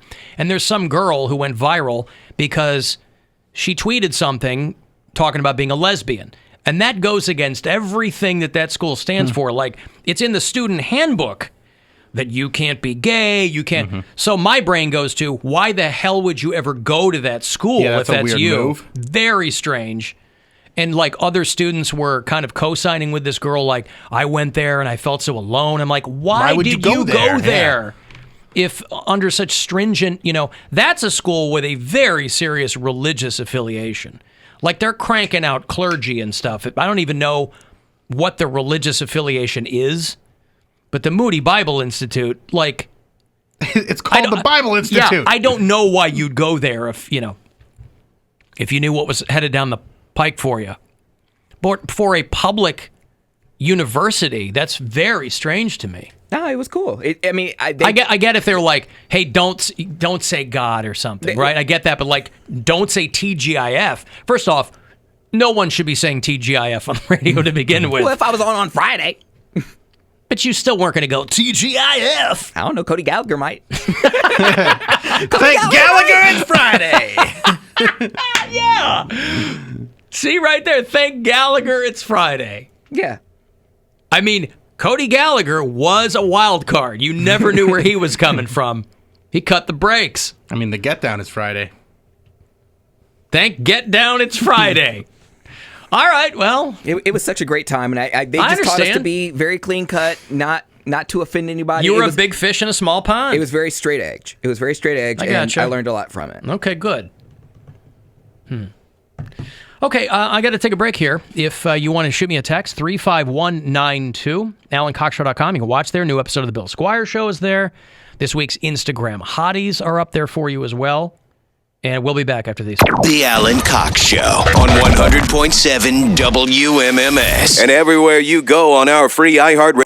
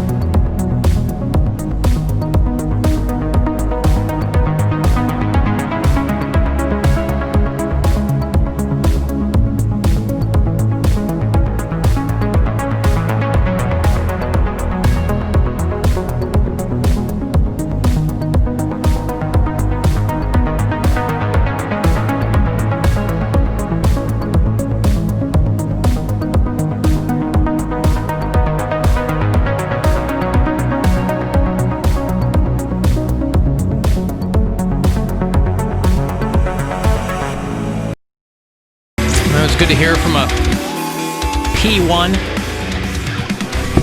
216-578-1007. If you want to join us live, 800-348-1007. Tonight, it is night 2. He started it last night, but it's going to go through at least the end of the year. The Buzzard block. Corey Roddick follows us at 6:30. That is not easy to do, but he has done it ably and very entertainingly for many, many years. Every radio station has what I refer to as a lifer, right? Somebody who you can always count on when you need them. Somebody who has been at the station for a long time. Somebody who is a Jack or Jill of all trades. That's what our Corey Roddick is.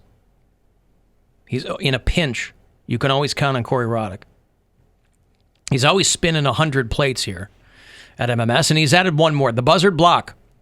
It is 80 minutes of commercial-free music with Corey Roddick. Starts at 6:50, goes to 8:10. Started it last night. Bill checked some out. Yep, all Corey Roddick originals. Oh, sweet. It's a Pretty Boy Floyd in there. Yeah. And yeah. Sleaze Me, Tease Me. Good. So tonight, 6:50 with Corey. Buzzard block is what we're calling it here in MMS. Hey, Dick. Well, hey, Alan. Hey, Bill. Hey, Mary. How are you? Dick sent us a CD with, sometimes it's very sweet of Dick, but he'll send us greeting cards from time to time. His handwriting is utterly illegible. I mean, it's... I tried. I really tried. It's doing a disservice to people with illegible handwriting to call his illegible. And this time he sent us a CD with some handwritten note that I would have loved to have figured out what it said. But, boy, I'll tell you what, we got the best cryptographers that money can buy in this building, Dick, and none of them were able to figure out what that combination of Sanskrit and hieroglyphics and chicken scratch on that note. So I'd love to know what it said. No one can make heads or tails of it. Well, the thought of it is, I hope you enjoyed the CD. That's from me. I'm looking forward to that, yeah. But I always like to read what people take the time to write and send us. And, yeah. Has your handwriting always been like that, Dick? Yeah, it is. How does it work when you have to leave a note or something at Lowe's for people for your colleagues? How does that work out? Oh, they can't read it, but they accept it, Now, the mail, I put too much writing on it, and they have to send it back to me. So what I'm going to do is just condense it down that the supervisor said, I understand. Okay. Well, thank you for the CD. We look forward to listening to it. Yeah, and I just wanted to... What is it, Bill? The human banjo player? Yes, the human banjo player. The human banjo player. Of all the banjo players I've ever seen. All human. Yeah. Where's Mary? She is out today. Oh, out today? We'll have to tell her I called. I bet she will infer that you did. Yeah, but I just wanted to say it's good at Lowe's, guys. Good at Lowe's. We got awards. 2 awards for the number 1 store in the district. I got a coffee cup and two little plaques for keeping the store clean. And what aisle do they pull the coffee cups out of? Yeah, so a lot of cups, but I want the Browns to win Sunday, guys. Oh, you do? You do? That's so weird. I don't know about that. Who are they playing, the Ravens? I don't know either, because I think Burrow's going to be ready to beat us, I think, and I'm kind of worried about him. Diabetes? You guys worried about him? No, don't worry about anybody. We're playing the Bengals on Sunday. Pull this one off? Well, don't you root for the Bengals, Dick? Why don't you root for the Bengals? No, I'm from Cleveland. I gotcha. Family's from Cleveland. Okay. And everybody, I root for the Browns. The home team. Okay. Bengals are not having a good season, so I think that the Browns, who are so far having a very good season, they have a better than average chance of making some things happen. Yes, they do. Yep. And I hope you guys, when you play it on the air, I hope the people like it, the CD. I hope you enjoy it. Oh, I don't know that it'll play on the air, Dick, but we certainly appreciate it. That's okay. It's on me. I appreciate that. You got a huge fan base here in Southwest Ohio. Well, I'll tell you what. I certainly hope that we do. I certainly hope, and I hope the fact that they're fan base. This is from Dick from Dayton, buddy. You're surrounded by Bengals fans, right? People with Reggie Williams jerseys on, and we have a lot of Browns fans, buddy. Yeah, okay. You know. So you're not going to be wearing your TJ Houshmandeze jersey on Sunday? I got somebody. The manager Kelly gave me a brown sweatshirt. Yeah. So I'm gonna wear that, a real nice Browns jacket. What was the name again, Alan? Remember TJ Houshmandeze, Bill? Houshmandzadeh? Yeah. Yeah, that guy. TJ Houshmandzadeh. Right. Houshmandzadeh. Yeah. About Carson Palmer. You tell Mary. I hope you and Bill get down here sometime because I got to see your comedy stand up. You know. Okay. Bill, you doing any comedy stand up? Not down there anytime soon. All right. Well, we'll keep you in the loop, Dick. Okay. Yeah. All right. Thank you, Dick. Comedy stand up. Always looking Vote for forward. Bill Squire, best comedy stand up. Always looking forward to some of that human banjo. Human banjo is the best banjo. I saw a monkey play the banjo, and I was like, this guy doesn't even know what he's doing. This guy's not even a guy. There's no heart. Nothing going on here except for just, he's just running scales. He's got a monkey's heart, like Christian Slater in that movie, but not the heart for the banjo. Not the heart for the banjo. If you listen to this show on iHeartRadio from outside Ohio, I always like to find out where you are. Make sure that I've recently updated all of the pins on our bureau chief map, which you'll see over Bill's shoulder if you watch on the website. It's all glowy from the light. Oh, well, looks all neat. Giving it an ethereal, otherworldly quality, if you will. Mike is a bureau chief in Newton, Mississippi. There you go, down in Mississippi. Juan is in Chicago. Tony listens in Franklin, PA. Bah. Bah. Brad listens in West Lafayette, Indiana. Yeah. Laura and Joel are two of our bureau chiefs in Boston. Like a good Joel. A good Joel? What is a bad Joel? I just like the name Joel. Joel, okay. Not Rifkin, though. No, I don't know what that is. But Billy. Murderer. Billy Joel Armstrong, frontman for Green Day. Joel. Java Joel, yep. I've been listening to Java Joel for 15 years. Most of my teenage years, I listened to Java Joel.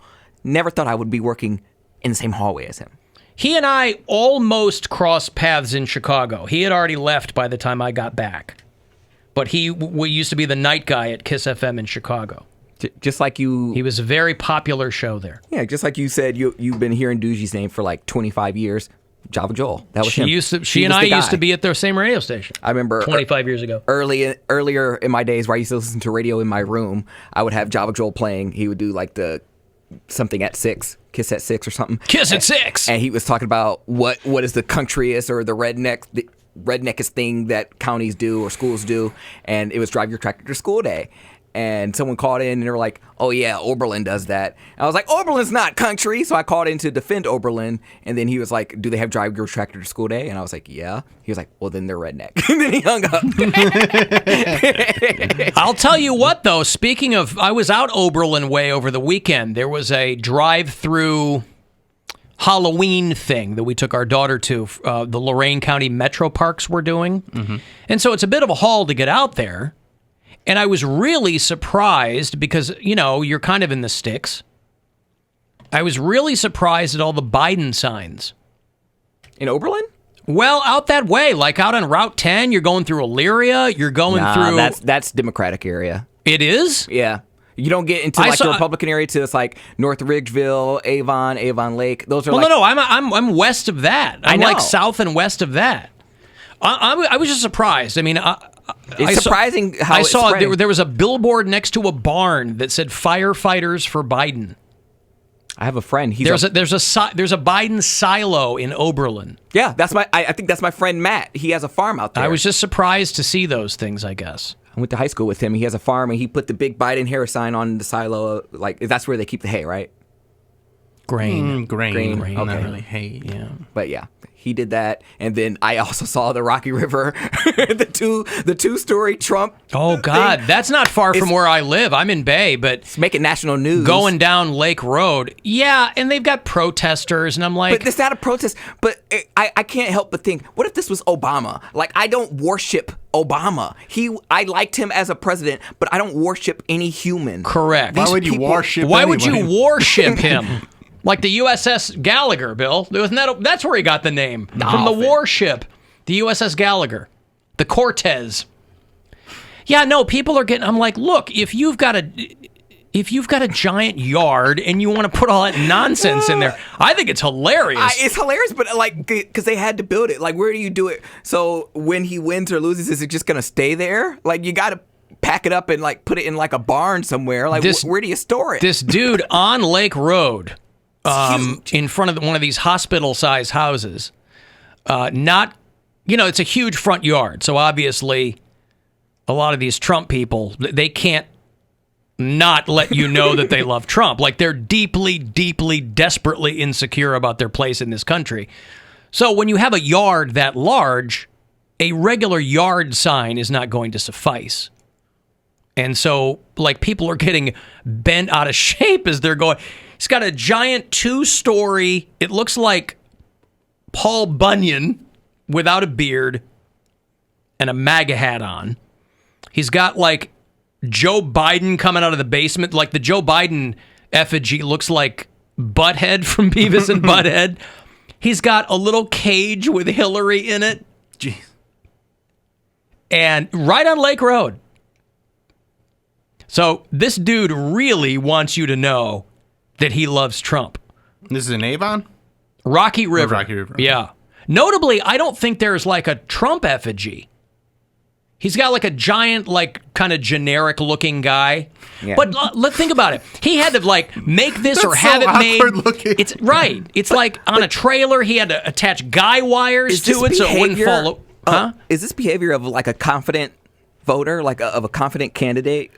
I don't understand if. I mean, listen, you do whatever you want. It's your property, but it's like people are slowing down on Lake Road and, taking pictures of it. They're like, it's only 35 miles an hour anyways. Who cares? They make an excuse for everything. Like him or not, you can't miss him. The President of the United States on Lake Road and Rocky River. Would you pull over and snap a photo? Everything. It was so big you can't miss it. Terry Bottomley is one of those drivers. She was on her way to deliver flowers, but decided to stop and see what all the hype on social media was about. I think it's great. I also saw it on Facebook, and I thought somebody was really brave to put something like this in their yard when so many people are afraid to say anything. So I give them a lot of credit. The family that lives here wouldn't comment on our story. I spoke to police. They told me they're aware. I love the lady. He's so brave. The family wouldn't comment. Yeah. They didn't want to be identified. Brave, yeah, right. I mean, they want to have it. Listen, your yard, you do whatever you want to do. But I'm like, I do kind of want to go take a picture with it, though. But I'm curious, like, did you have? I can't imagine they built them. I mean, did you? And again, these people had a giant man. These people act like it's still 2016, like they're playing the greatest hits, right? The Hillary in a cage when it should be a brown kid, because that's what's really going on. But I saw it on Facebook. This old lady, I saw it on Facebook. Of course, you saw it on Facebook. You can see it on TikTok. So yeah, but it's getting like national coverage, which obviously is what you're looking for if you do this, but. People are like getting mad about it. I'm like, why? Why do you care? Because people are mad about everything. I guess, but so what? This poor guy's got to take it down at some point, or somebody's going to shoot flaming arrows into it. Well, the weather's probably going to be what knocks it down. It's going to chop it down like a redwood at the end of the... There's going to be a windstorm, and this thing's going to be blown over. Of this display, but say there have been no accidents here so far. And as you can imagine, the president's political opponents aren't exactly enthusiastic about it. Donna Gilcher provided this Facebook status to 19 News, which read in part, I'm amazed at the number of spectators that visited last night. Wonder if the traffic jam on Lake Road matters to the city. But Monty Thomas says he doesn't have a problem with this. This is a free country. We should be able to speak talk and do what we want to do. Bottom line, it's... That's right. You tell him, Monty Thomas. Boy, and nobody likes when people speak and talk like Donald Trump and be able to do what they want to do. That's right. He's way into freedom of speech. Yeah. He's always saying that. Hey, the news is going to say what they're going to say. It ain't hurting me. Hey, listen, we just have a difference of opinion. Mm-hmm. He was supposed to sit down with Leslie Stahl for 60 minutes, and he bolted after 40 minutes. They should have been like, sir, you know what the name of the show is? He's a busy guy. No, he's not. He's got a lot going on. Please. So, yeah, he's like, you got enough here. And he walked out. Tucker Carlson's on soon. I got to go. So, yeah, this huge yard in Rocky River, this house right on the lake. He's like, yeah, you pussies with your tiny yard signs. I got a giant Paul Bunyan out there in a MAGA hat. Hey, good for him. Whatever. It is Halloween time. He should be charging people like a couple of bucks to drive on the circular drive and have people like jump out from behind him and scream. It's Halloween time. That's terrifying to a lot of people. You think what? I said, I just wouldn't want people in my yard. Well, people aren't in the yard. They're not getting out of their cars and it's his property. But they're like driving by really slowly. People are so disrespectful. Like whether you get the people that are fans and they want to go up to it because they can't just take a picture from. Well, no, I don't know that. Maybe they are, but I don't know that people are like walking up to it and getting. Maybe they are. I didn't see any of defacing anybody's property. Just like I don't like because I know when I drove by, I didn't see anybody out of their cars. People have been burning like Biden Harris signs, whatever. Yeah, just don't destroy people's stuff. Don't go on people's and also, property. it's like such a weird thing. Like it's not changing anybody's mind. Like nobody's seeing this big gray man and being like, you know what? I was on the fence, but now that I've seen this weird display, I gotta go Trump. We're gonna put a lowercase t in your front yard for time to leave. Time to leave. It seems like a lot of work for not much payoff. They're hoping it's gonna pay off. Huh? They're hoping it's gonna pay off. Yeah, but how? I mean, you're going to get people like taking pictures and posting them or whatever, but like there's no payoff to that. Not for you. It's a lot of work on your part to put that up, but no payoff. Like you're not owning the libs with a giant 2-story guy in a MAGA hat. They just want to know when they start rounding people up that this was the house that supported the president. Like this is rounding people up. Yeah, this is my last month as a legal homosexual, so I'm just gonna gay it up until. That's why I say it's Halloween because I'm gay. Are you prepared to be an illegal homosexual? No, I'm just not gonna be gay. I'm gonna be beefcake, switching it up. That doesn't sound mutually exclusive to me. You said this is your last month as a legal homosexual. Yeah, if Trump loses or if Trump wins, I'm like, you know what? This whole gay thing probably isn't for me. I need to get with the times. They were taking specimens of male semen and they were putting it in the blends of their lattes. Get with the times. Are you suggesting that being gay is passé? I like that he specified male semen, by the way. Male semen. Yeah, well, yeah, male semen. It's like a human banjo player, Bill. Exactly. Our top winner in the showcase is gay. Yeah, there you go. Even Bob Barker would tell you about it. You know how I know you're gay? How? How do you know I'm gay? Because you macrame'd yourself a pair of jean shorts. You know I know you're gay? You just told me you're not sleeping with women anymore. You know how I know that you're gay? How? Because you're gay and you can tell who other gay people are? You know how I know you're gay? How? You like Coldplay. You know how I know that you're gay? How? You like the movie Made in Manhattan? You know I know you're gay? How? I saw you make a spinach dip in a loaf of sourdough bread once. You know how I know that you're gay? How? You want to see Celine Dion not on shrooms. What Jimmy didn't know was that Ralph was sick. A sickness that was not visible like smallpox, but no less dangerous and contagious. A sickness of the mind. You see, Ralph was a homosexual, a person who demands an intimate relationship with members of their own sex. If this guy was really smart, he would have made that a legit Halloween drive-thru. I mean, you're inviting people who just want to get in there and cause trouble, but might as well monetize. Yeah. Hey, a couple of bucks, you get to drive through. You're going to take. He wants people to take pictures anyway. Mm-hmm. Drive through, play some scary music, like make a playlist. But it's so true what Bill said. Like whenever there's like a supporter of Biden or Trump on one street, It's like it starts as a small little sign, then there's 4 signs, and then they're up in a tree. The escalation happens pretty quickly. This guy literally has a statue. Yeah. So there's a silo. What next? A drone? I don't know. Well, listen, it's their version of screaming into the void, right? They desperately want people to know. Well, and that's fine. I mean, whatever. They're not causing harm to people. No. And they want people to take pictures and pass them around on social media, and that's what's going to happen. On social media, that is muting people, apparently. But I like the lady's like, I think it's brave. The family wouldn't come out of their house and talk to us. I got to give whoever edited that, that's great. Right. That was they get all the credit. I played the clip over there from Channel 19. But, yeah, it's not enough to have that. They get really upset at Biden signs. Like that dude that burned the guy's hay bale. Yeah. Or like the KKK in Tennessee is like going to people's houses who have Biden signs and dropping off business cards for hey, we just want to make sure everything's... So they can't leave well enough alone. There was one person that was putting Trump signs in a place where you weren't allowed to put any political signs, and they put razor blades on the bottom of it. Yeah. And this guy, like this county worker, who's just there to do his job and clean up the signs, they think that they're taking them down because they don't support Trump, but it's like, no, you're not supposed to have signs here.